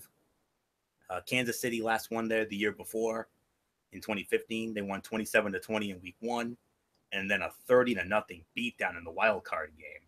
So I believe I have all the schematics out of the way, and I believe it's Michael Bullock who starts it off. So Michael Bullock, Sunday Night Football.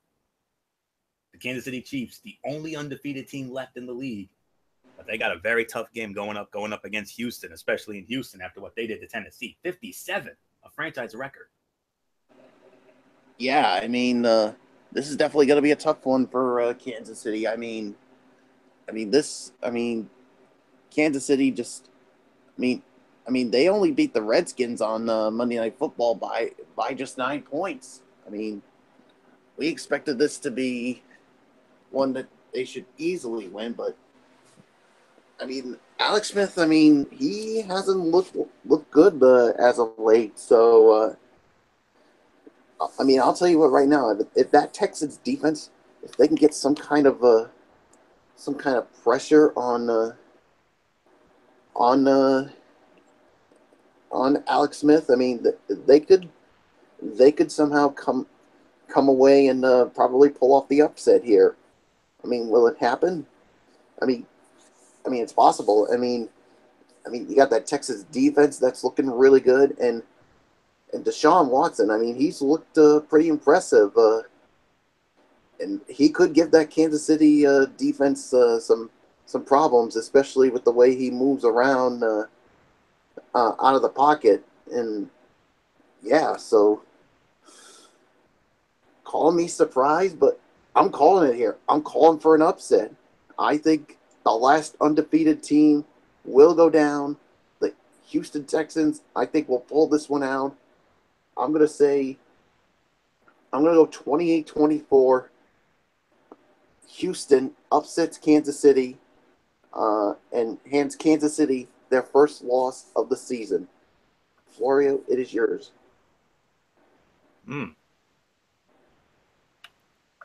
It will be the leader in total QBR versus the leader in passer rating on Sunday Night Football. Surprising rookie Deshaun Watson paces all quarterbacks with a 79.1 total QBR, while Alex Smith touts a 124.2 passer rating to lead the way in that category. So who really holds the edge in QB play? Let's just say passer rating is missing a few things when evaluating Smith, most notably the fact he has been sacked 16 times in 4 games, second most in the league. That is part of the reason why Smith ranks 14th in total QBR. This isn't to say the entirety of the Chiefs' offense is worse than the Texans. It's not. The Chiefs have been the more efficient unit. They rank number 2 compared to the Texans at number 19 and are projected to be stronger going forward. Chiefs rank number 3 in offensive FPI. Texans rank number 23. It just points to the Texans being much more reliant on Watson. There will be some defense played too. J.J. Watt may not have a sack yet this season, but that hasn't slowed down the Texans' defense. FPI's second strongest through 4 weeks, just ahead of their opponents who rank 5th. So what will win the day? A dynamic individual performer at quarterback or a more team-focused approach? Either way, FPI believes this will be a game to watch. The Chiefs are 8-1 against quarterbacks in their first season as starters since Andy Reid arrived as head coach and Bob Sutton as defensive coordinator in 2013. That doesn't mean they'll have an easy time against Houston rookie quarterback Deshaun Watson. They'll give up some yards in some plays, but they'll defeat him as they have other young quarterbacks, except for Oakland's Derek Carr as a rookie in 2014. Deshaun Watson and the Texans offense made a big statement, scoring a franchise record 57 points against the Titans. But this week, players and coaches have been quick to say that was one game and the Chiefs present a different challenge. Watson will continue to play well, but the Texans defense will have a tough time containing the speed Kansas City has on offense. So with that being said, I'm sorry, Bullock. Once again, I got to respectfully disagree with you. I got the Kansas City Chiefs remaining undefeated, but just barely. Kansas City wins. I'm going to say my final, I'm going to go 24-20. Kansas City over Houston in what should be one of the better Sunday night games we've seen in a while. So 24-20, Kansas City over Houston. So MF, once again, you got the tiebreaker. Do you agree with me in Kansas City, or are you going with Bullock in Houston? Going into this game, if you asked me right off the bat, I would have originally gone with Kansas City. I mean, this would have been an easy call for me, but let me tell you, man, after what I saw from Houston 1 week ago, and with Deshaun Watson and them boys, what they did to the Tennessee Titans, and absolutely physically manhandled them. I mean, this is a dangerous game, and if Kansas City they better watch themselves, because if they get down early, I don't think they come back. I mean, Houston is poised. I think if Houston wins this game, I'm going to be very honest with you, Anthony. I think the divisions flips, and I think Houston will finally get that grasp at the South Division, and they might not look back at that point. I think at that point, I think they will have the lead. They will definitely become that threat, and at that point, it's over. There's no doubt about it in my mind. I will definitely say at that point, that's it for me. Houston will win the division going away. We'll wait and see what happens, but you know, I gotta go with you, Anthony. I'll go with Kansas City, but Houston, you better watch. Kansas City, you better watch yourself, because if you get down early, I don't know. I mean, this is gonna be a great game, great battle. We'll wait and see what happens there. Nothing more to say. Anthony, it's yours.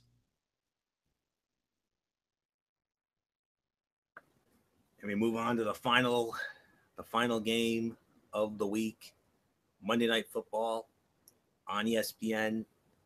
The Minnesota Vikings squaring off against the Chicago Bears at Soldier Field in Chicago.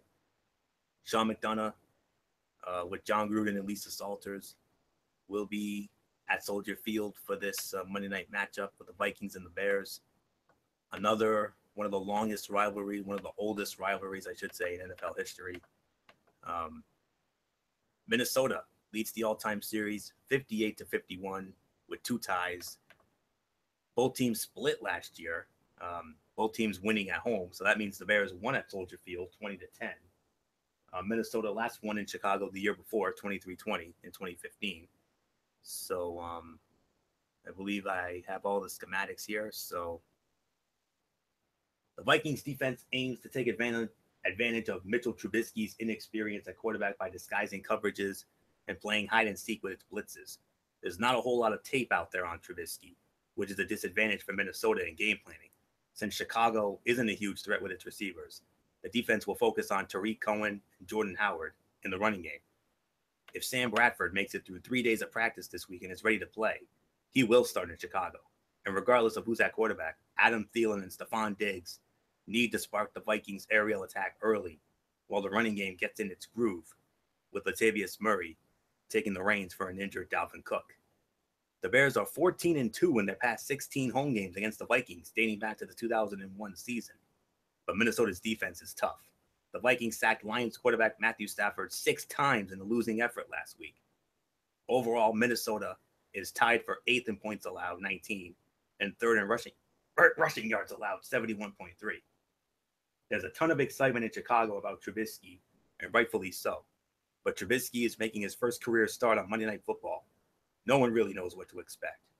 The Vikings are banged up on offense, but probably still good enough to squeak out a close victory.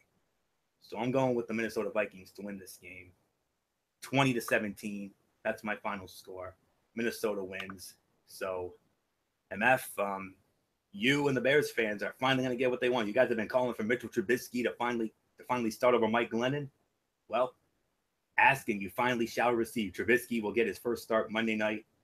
Oh boy, he's got a tough challenge against that Minnesota defense. So, what do you say? Yeah, look, he's going to have a tough challenge, and there's going to be some growing pains. However, it needed to be done. I think it was time that they did make the switch. Mitchell Trubisky looked really good in preseason. I was very high on him, and I was really looking forward to see what he does with the number ones. He's got a good receiving core. He's got a decent running game. Yes, I know Minnesota's probably going to win this game, but I kind of got a feeling like Mitchell's going to be all right. I don't think it's going to be a bad game.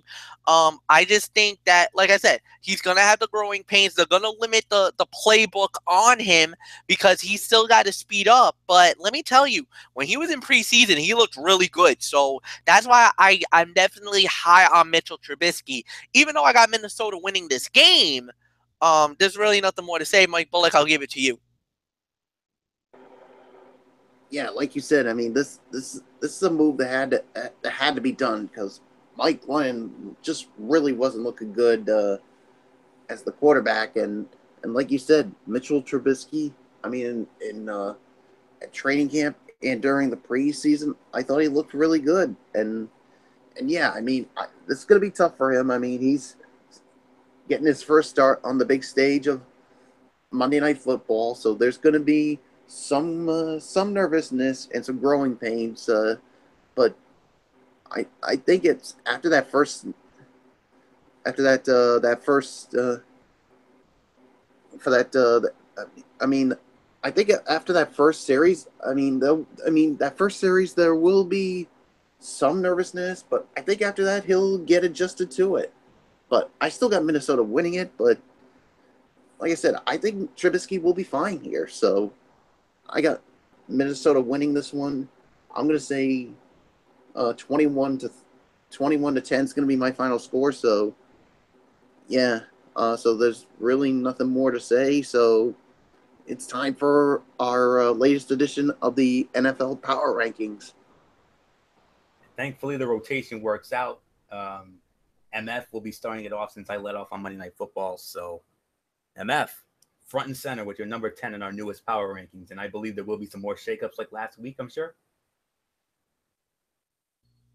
shakeups, more like it's gonna sound like it's gonna be a whole lot of bloodbaths coming around, and yes, I'm talking about bloodbaths brute style too.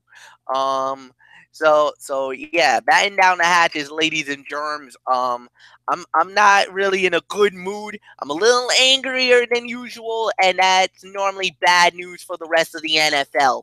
Because when I'm not in a good mood, that means somebody's probably going to hear my mouth this week. So let's just dive right in. Let's start it off. Let the chaos and some torture and some not so nice stuff happen. My number 10, you know what? I'm gonna do this, even though I know they're not gonna be there next week. I gotta say it. Tampa Bay Buccaneers. Look, I'm gonna say it. Nice win, not a flashy victory. You did get a nice win over the New York Giants. Had to come from behind to steal it for 25-23. And no, I mean, it was an okay performance. Nothing more to say about that. So yeah, I'm gonna start out pretty light, pretty not so heavy. So 2-1 on the season. Now they're 2-2 over what happened with the Patriot game last night. But let me say, it was a solid performance, good performance, at least for me. So, Michael Bullock, I give it to you. Yeah, I agree with you. I got the Tampa Bay Buccaneers at number 10 as well. I mean, like you said, it was a nice victory for them over the New York Giants. I mean, it was a good win for them, but I mean, there was always room for improvement. But yeah, I do agree. I mean, after the loss to the Patriots, I mean, they definitely won't be in our rankings come next week. But a fine performance from the Buccaneers. So Tampa Bay Bucks are number 10. So Florio, let's move on to your number 10 if you're all set with yours. I agree. It's Tampa. 25-23 win over the Giants.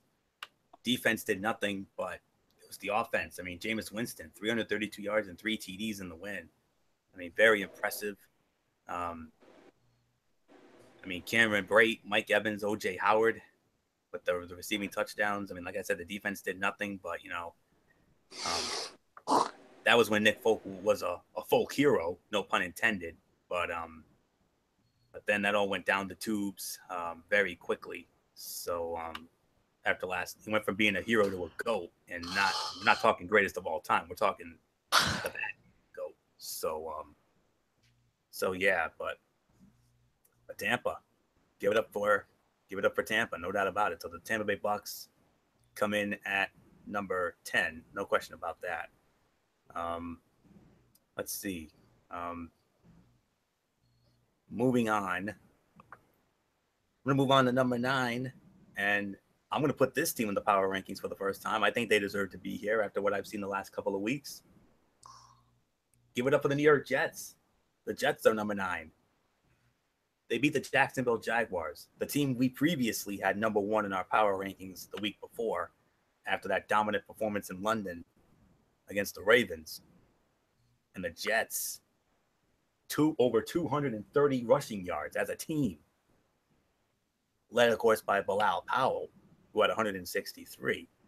And despite Josh McCown getting sacked 5 times, defense had a sack and a pick of Bortles. But to me, like I said, the running game, Bilal Powell and Elijah McGuire combining for 256 rushing yards and 2 touchdowns. That's impressive. So it was David Bass with the sack and Coney Ealy with the interception. So you want to talk about surprise teams. I mean, I didn't think the Jets were going to be 2-2 after 4 weeks. I thought they'd be 1-3, 0-4, but to beat a Jacksonville team that we previously had at number 1, that's saying something. So that being said, number 9, New York Jets, as far as I'm concerned. What says UMF? You know what, Anthony? This is a neck and neck because originally I was thinking of putting maybe the Philadelphia Eagles here at number 9. However, I'm actually going to go with you. I'm going to go with you on this one. I'm going to say the Jets. Yeah, they surprised me with this one. You know, I think coming off that huge statement win over the Miami Dolphins, you're thinking, all right, that was a nice win. Now you're going up against the team that we did rank number 1 that really, like, they opened the eyes on everybody on that one. And we're like, you know what, and if you honestly think about it, we were like, this is a tough game for the Jets. How are they going to handle it? They handled it pretty darn well. An overtime victory over the Jaguars. I got to say it. Yes, you're absolutely right here. Like I said, I was originally thinking Philly here, but you convinced me enough to pull the trigger on it and to go with the Jets. So no doubt about it. New York Jets is my number 9. Michael Bullock, I give it to you. Yeah, I'm gonna make it unanimous. The New York Jets. I mean, they're my number 9 as well. I mean, because of that statement win over the previous number 1 team in our power rankings, the Jacksonville Jaguars. I mean, after that win they had over the Dolphins, we were thinking, yeah, there's no way they're gonna beat Jacksonville, but give them credit. I mean, they came out and they really, really took it to the Dolphins. I mean, not the Dolphins, the Jaguars. So, yeah, and for them to be 4-4, I mean 2-2 up to this point, you got to give them some credit here. So, New York Jets are at number 9. So let's move on to number 8. And Fletch will start us off on it. This one was really tough. I'm starting to look at the body of work of all the teams. Had a disagreement here. This might be the first disagreement of the night, but we'll wait and see what happens.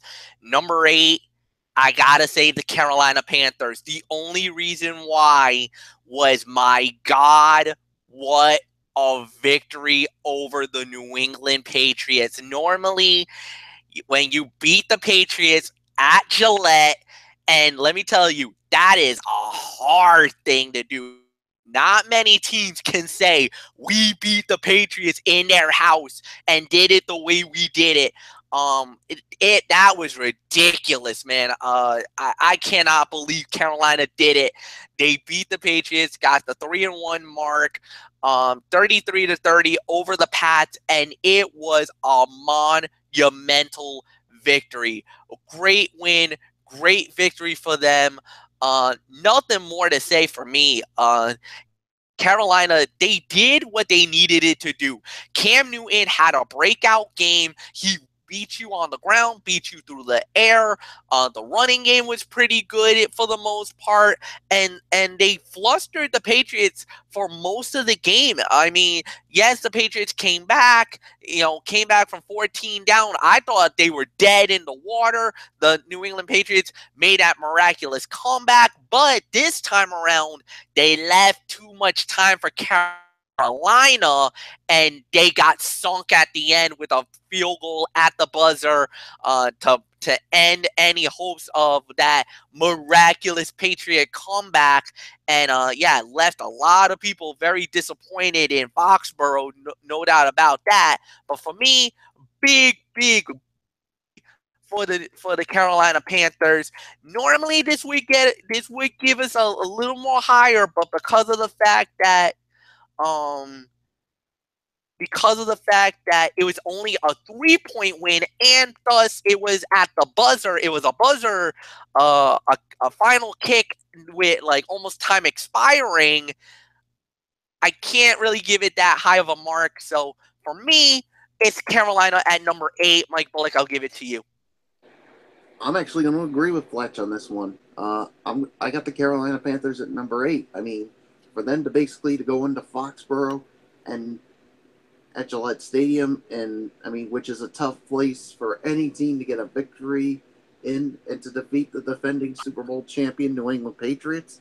I mean that's I mean that's definitely worthy. I mean if they had beat them by more than 3 points, I mean who knows? I probably could have put them higher, but since it was a field goal at the buzzer, I think it should be number 8. But I mean that's where we should put them. But definitely it was a statement win for them. I mean, yeah, I guess. I mean, they were going up against a not so good defense here, but hey, I mean, the Carolina Panthers had a job to do, and a good job they did. So nothing else to say. Florida, it's yours. I'll make it unanimous. Carolina, number 8. Cam Newton, 316 yards, 3 TDs. He threw a pick. Yeah, he was sacked twice, but that's all right. Carolina's defense with 3 sacks of Tom Brady held the running game in check. Kelvin Benjamin over 100 yards. Devin Funchess, 2 receiving touchdowns in the win. Very impressive performance from him. And Julius Peppers, 2 sacks for him. Great performance. Welcome back to Carolina, my friend. You're doing a wonderful job. It's like you never left. And Kawan Short had the other sack. And only the second time that Carolina has gone into Foxborough and come out with a win. The other time was their very first meeting in '95 at the old Foxborough Stadium. But man, that's a humongous win for Carolina, no doubt about it. They deserve it. So well done, guys. Well done. So let me say it like this: number 1 in the power rankings was the easiest, far and away the easiest. The 2 through 10. Very much a chore, especially with all these duds. I mean, the Atlanta Falcons, a dud for losing to my Buffalo Bills.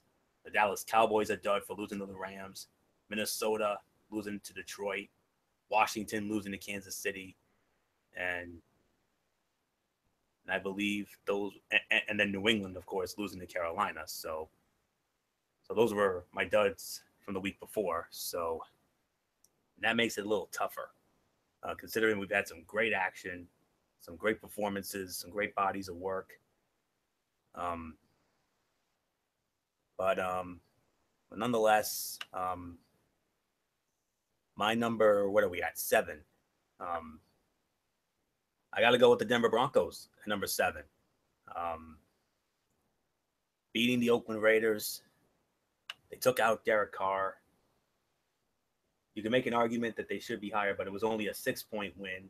Plus, there were some other performances that I felt were a little more, impressive, to say the least. This was a back and forth for me. It was between this team, it was between Denver, and it was also between Detroit. But this was a 6-point win. And like I said, they took out Derek Carr, and they're a game behind Kansas City, and that Denver defense, 3 total sacks and an interception. They sacked Derek Carr twice. They also got to EJ Manuel. They sacked him. They got a pick on him as well. They held the Raider running game in check. And what else is there to say? I mean, Von Miller, Derek Wolfe with the sacks, Justin Simmons with the interception. Shelby Harris had the other sack, by the way. Denver's defense really stepping up, and 6-point win. So even though it was against one of your toughest rivals, that's a big win. So like I said, this is where it really gets dicey, with the exception of number 1. Number 1, it was a hands down easy number 1, especially when MF convinced me otherwise. So that's all I can say on that. So number 7, very tough, but I got to say Denver. If it's a disagreement, so be it. So MF, number 7, how about it? Anthony, so far up to this point, you have not even missed a step. I actually agree. I would give Denver the benefit of the doubt here. Yes, I would give Denver that spot too. Another team. I had another team in mind. However, you again, you made the compelling argument. You made the compelling point. So no, this was it. You're absolutely correct here. No doubt about it in my mind. Number 6 is the Denver Broncos. Or is it number 7 that we're doing? Mike Bullock, it's yours.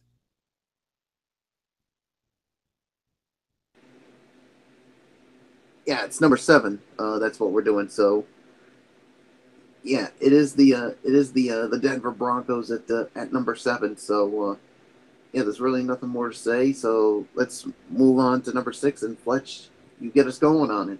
LA Rams. I'm calling it. LA Rams, the way they stunned the Dallas Cowboys.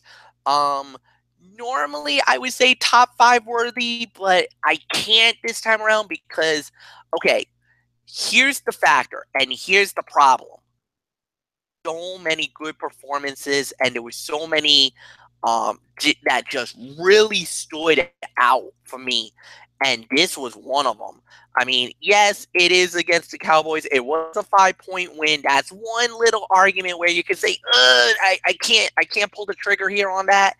Um, Even though I know a lot of people would say this is easy to call, but let me tell you, man, what I saw from the Rams just really like they stood on their head, and I was stunned after it was all said and done. They had me walking dazed and confused, to say the very least. So no, my number 6 is the Rams. Bullock, go. Yeah, I mean, I got the LA Rams at number 6 too. I agree with Fletch. I mean, because the thing is, I mean, there are so many. I mean, so many other impressive performances from other teams that deserve to be in the top 5. So yeah, I mean, but I'll tell you this right now: if they do beat the Seahawks, not only will they be in the top 5, I'll even go as far as to say top 3, as far as I'm concerned. So we'll just have to wait and see. So number 6 is the LA Rams. So Florio, I give it to you, and I got this kind of feeling that you're going to disagree with us. I'm going to agree here. It is the Rams. Number 6 beating Dallas in Dallas only by 5, but still they beat Dallas. So all right, so this is where it's going to get really dicey now. I mean, in no particular order, we got Houston. Well, I've got Houston. I got Buffalo. There's Kansas City. Um, I got to consider you got Pittsburgh in there as well, and I'm even going to consider the New Orleans Saints. So and I'm also leaning towards the Detroit Lions. So I'm thinking for at least one of these spots, I might have to call a tie here. Um, you know what? As a matter of fact, I'm actually going to put in a tie here at number 6. Not just the LA Rams, but I'm going to go with the Detroit Lions as well. That's my other number 6. Beating Minnesota 14-7, and going into Minnesota and picking up a big win there, keeping pace with Green Bay. Yeah, and the Packers too. So I might have to have a couple of ties in here. But I think Detroit does deserve to be in here because they're tied for first. I mean, a big win in Minnesota. I know the defense didn't do much, but Matthew Stafford, he got sacked 6 times, but he still found a way to win. They got to Keenum. They sacked him twice. Amir Abdullah nearly had 100 yards, and they knocked out Dalvin Cook, which was a big loss for Minnesota. That we all remember how great he was at Florida State, but that's all there is to it. And Anthony Zettel, both sacks for Detroit. So he was the star of the defense, no doubt about it. So number 6 is the Detroit Lions and the Los Angeles Rams. I have to do that. So number 5, they are the lone undefeated team here, but I want to see a little more from them. The Kansas City Chiefs, 29-20 over the Redskins on Monday night. They needed a late field goal to win, and and then they got a lucky bounce touchdown to seal it. And defense did nothing, but and Alex Smith had a better game, 293 yards at TD. He was sacked 4 times though. The Chief defense was non-existent, even though they had that final play at the end when Cousins handed off to Crowder. Crowder fumbled. Reed recovered the fumble, and then the lateral to Chris Thompson. Then Thompson fumbled, and then Justin Houston scooped and scored. So that's all there is to say on that. Kareem Hunt over 100 yards again. No TDs, though. And Kelsey over 100 yards and a touchdown in the win. I wanted to see a little bit more, but here's the thing. We have so many other impressive performances, with Buffalo winning in Atlanta, Green Bay dominating Chicago, Pittsburgh dominating Baltimore, Houston with what they did. So that's really all there is to say on that. So for now, my lone number 5, it is the Kansas City Chiefs. That's all I can say on that. So I know they probably should be higher, but the thing is, there are other teams that had performances that I felt were just a smidgen more impressive than KC. So sorry, KC's number 5. MF. I gotta agree with the sentiment. Number 5, I have Kansas City as well. I just think they really stood out. It was amazing what they did. Yeah, and like you said, for most of the night they were struggling against the Washington Redskins. I mean, the Redskins was really, really, really putting up quite a fight. Right at the very end was the fumble mistake, and that cost them the game, and that made the game more. If you look at the scoreboard, yes, it looked higher than it did, but if you looked at the level of play, the Redskins really pushed Kansas City to the brink, to say the very least. So no, I agree with that, Anthony. Kansas City deserves to be number 5. So Michael Bullock, I give it to you.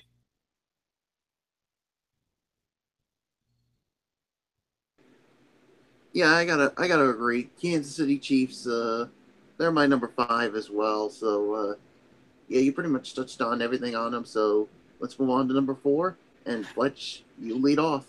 I got to say New Orleans Saints. And the reason why was because if you really think about it, the first half, they didn't get anything going against the Miami Dolphins. They really struggled for the most part. Yeah, they got 3 points out of it, but if you really look at it, the second half was really where they dominated the game. They finally got the running game going, the flow of the play, and they were able to shut out the Dolphins 20-0.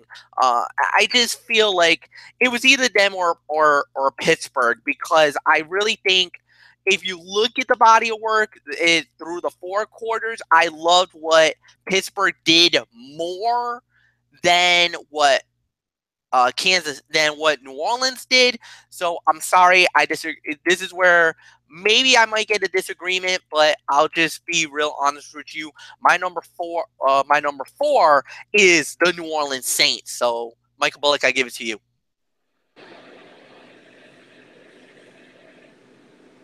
You know what? I gotta go with I gotta go with the New Orleans Saints as my number 4 as well. And Fletch. I mean, he pretty much made his case for it. I could even have a co-number 4 and put the Detroit Lions here as well. I mean, yeah. I mean, to me, there's really nothing more for me to say on it. So I'm just gonna give it to you, Florio. Oof. Yeah, it's New Orleans, 20-0 shutout of the Miami Dolphins in London. Drew Brees, 268 yards, 2 TDs. The defense manhandled Jay Cutler, 4 sacks, an interception. Impressive to say the least. Michael Thomas and Alvin Kamara were receiving touchdowns, and I mean, Raphael Bush, Cameron Jordan, AJ Klein, and David Onyemata with the sacks. And it was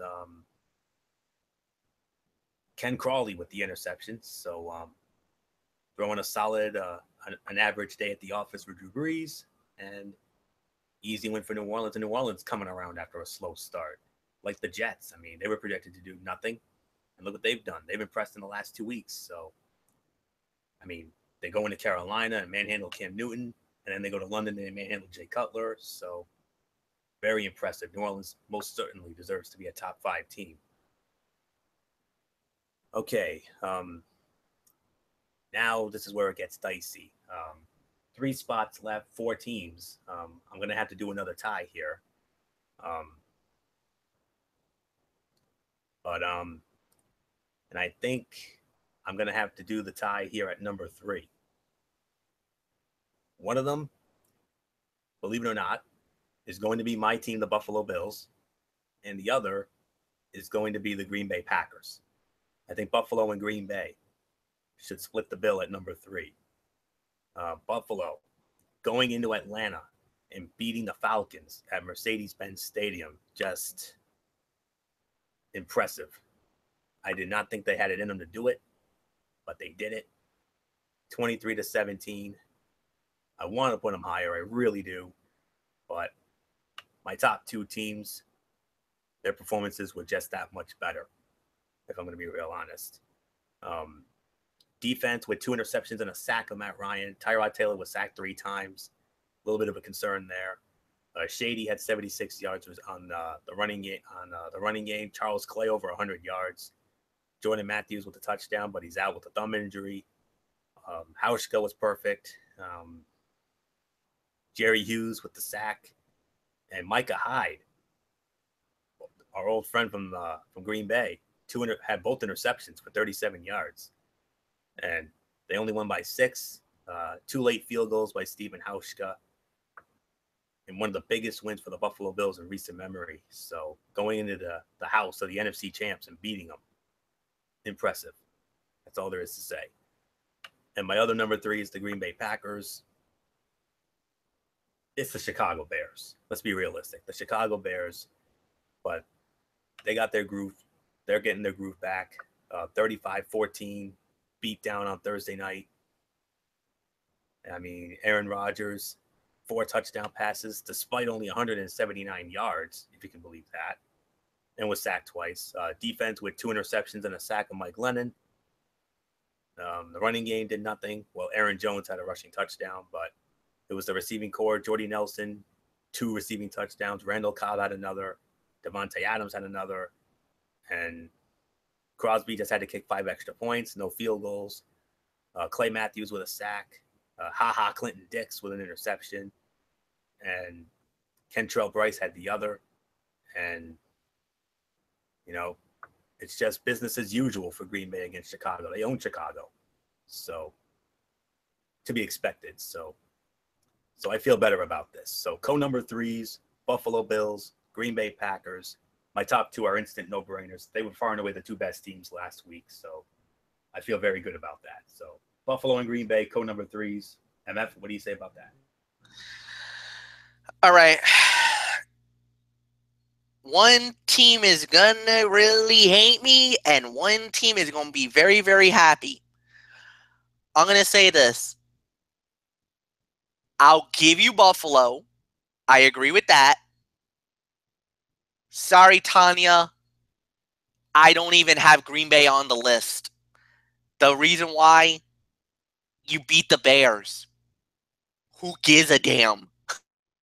I mean, this was an easy beatdown, a predictable beatdown, an easy victory, and it didn't even stir the needle for me. This was just like when you had the beatdown with the Seahawks over the Colts, and Seattle's not even in our power rankings this week. So because this was expected, we predicted this, we knew this was going to happen. So for me, it did nothing for me. I'm sorry, Anthony. I disagree with you. For the first time tonight, I disagree. I don't believe Green Bay deserves to be in the power rankings because this was what we expected it. This was not as impressive as I thought it was going to be. Yes, they won the game the way they did, but again, it's the freaking Chicago Bears. They stink. So nope. You're doing nothing for me. You're right. No. You got every right to put them in because this is your rankings. So I'm not gonna come out here and say that you were wrong because who gives a damn what I think in your mind? And that's the thing. If you feel like Green Bay deserves to be in the rankings, they deserve to be in the rankings. That's your rankings. We're always going to have differing opinions about teams that we're going to have. Buffalo, though, deserves to be here. They beat Atlanta. They took Atlanta in their own house and beat them. Now, was it the most glamorous victories of all? No, it wasn't. But does it stand out? Absolutely. It stands out to the point because they had a big win. And that's the biggest thing for me. So, for me, Buffalo number 3, Bullock, it's yours.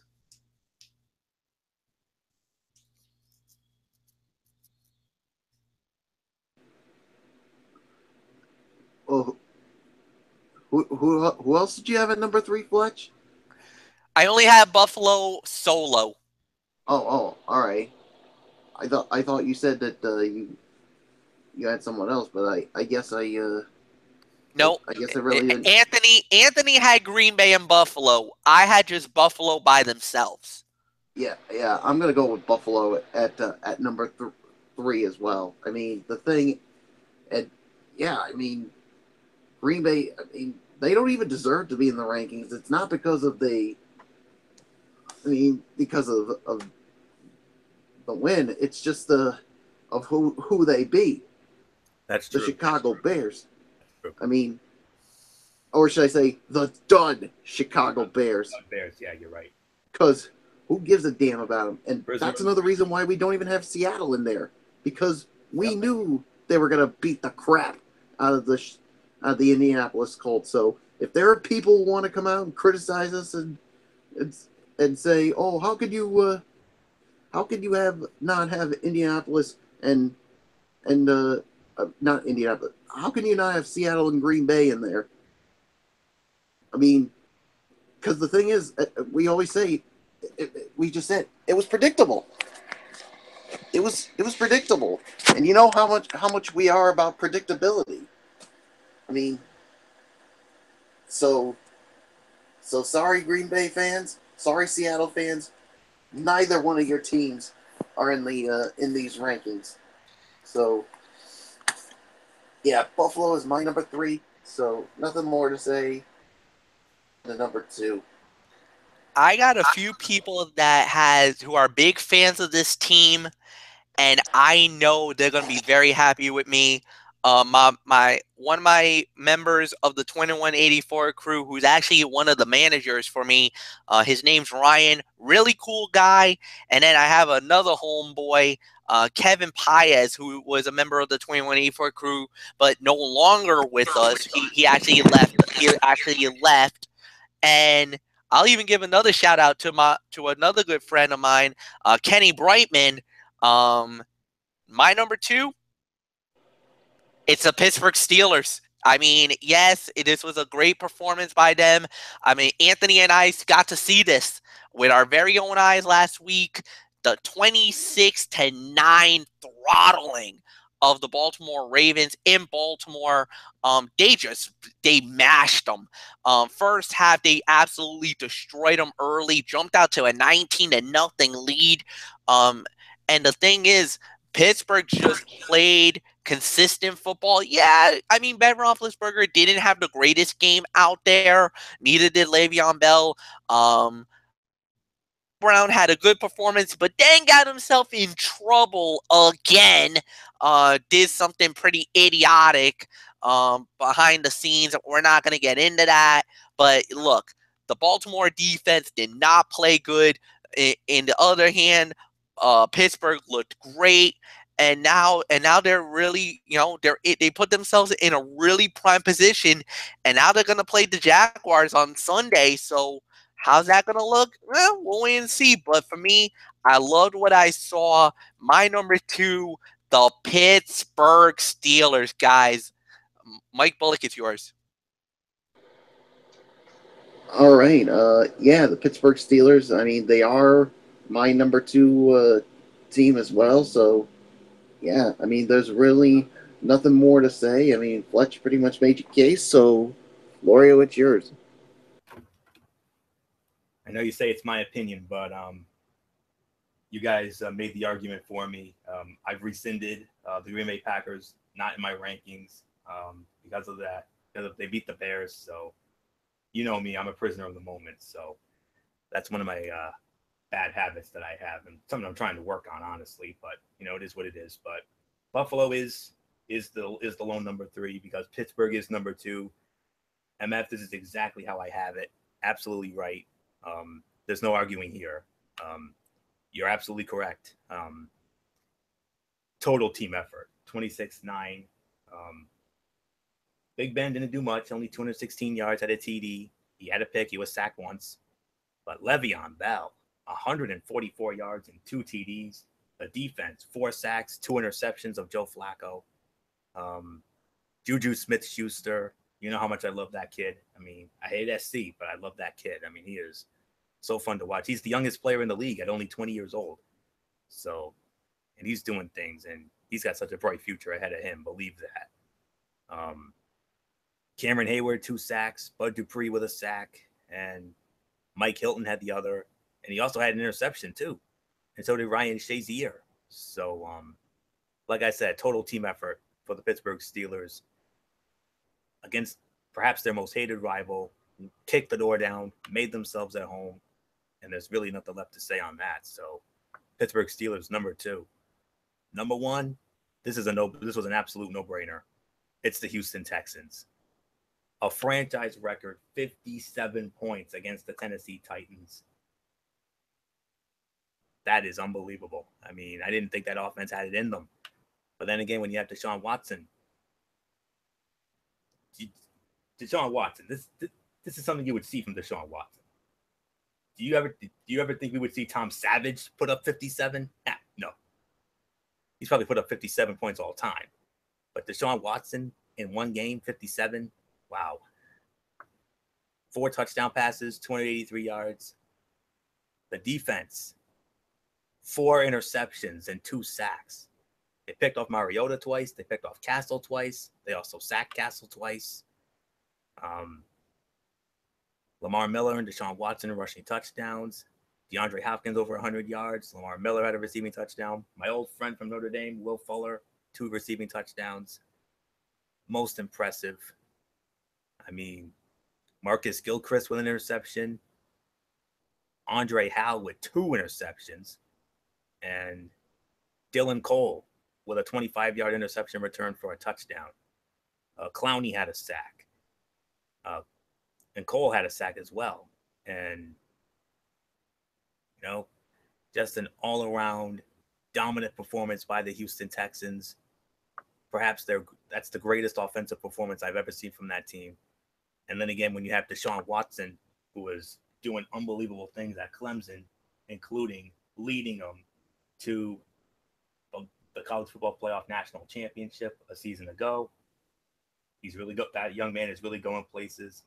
And another reason why I've got them at number 1, Deshaun Watson doing one of the greatest random acts of kindness you will ever see.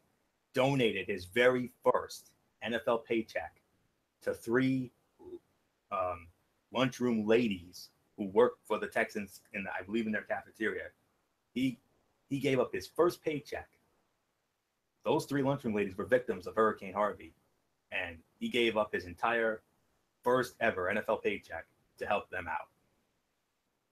If that's not one of the greatest random acts of kindness you'll ever see, I don't know what is. So, and I hope the Lord will not only continue to bless him with his God-given talent, but also I hope he gets multiple blessings multiplied for that very selfless act of kindness.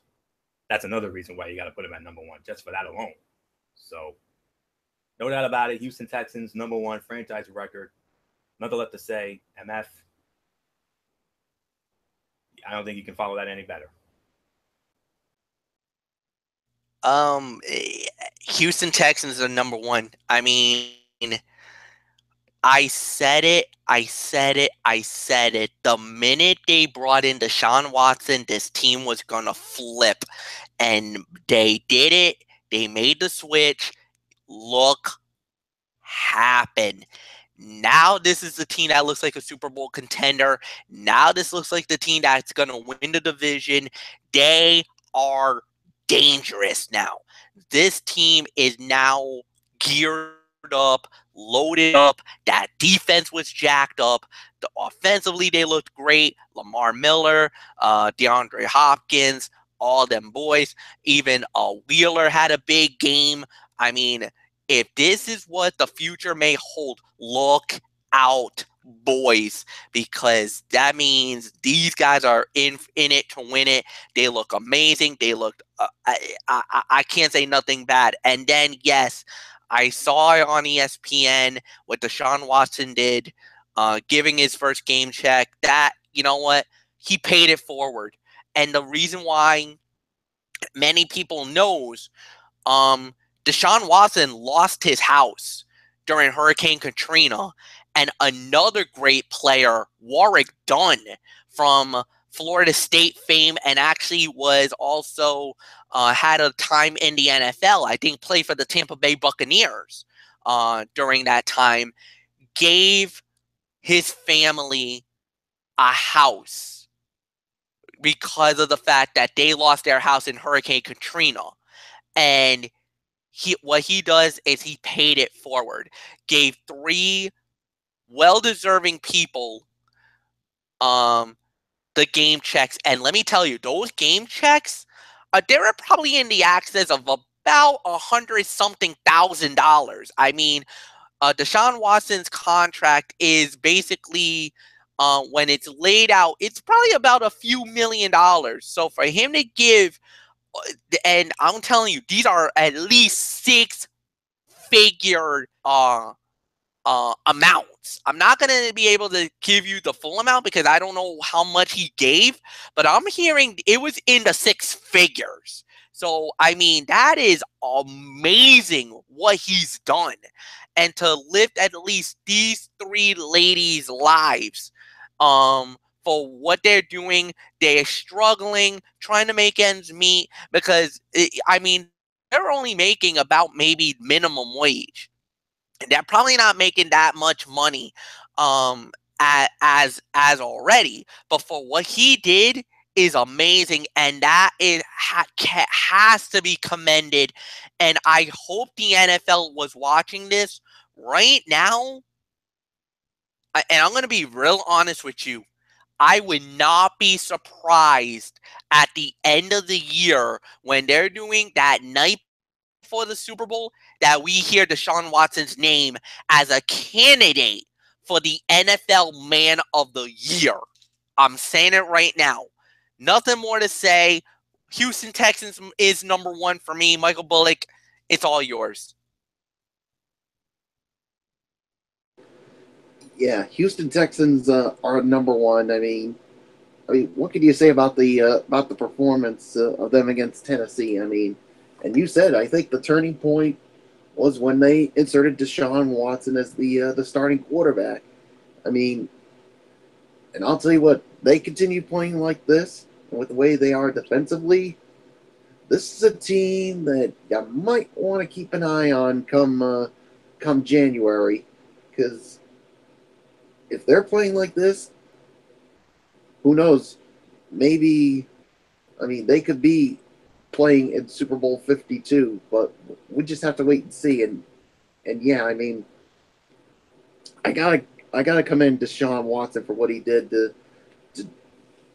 give that game check to those ladies at that work for the Texans that were impacted by the hurricane. And I mean, yeah, the NFL better be watching this, and if they are, they should have him as a nominee for the Walter Payton Man of the Year award, and I really hope he would win. He does win that prestigious award. So nothing else to say. Houston Texans number 1. Florio, let's just put a wrap on this edition of Strictly Sports NFL Friday.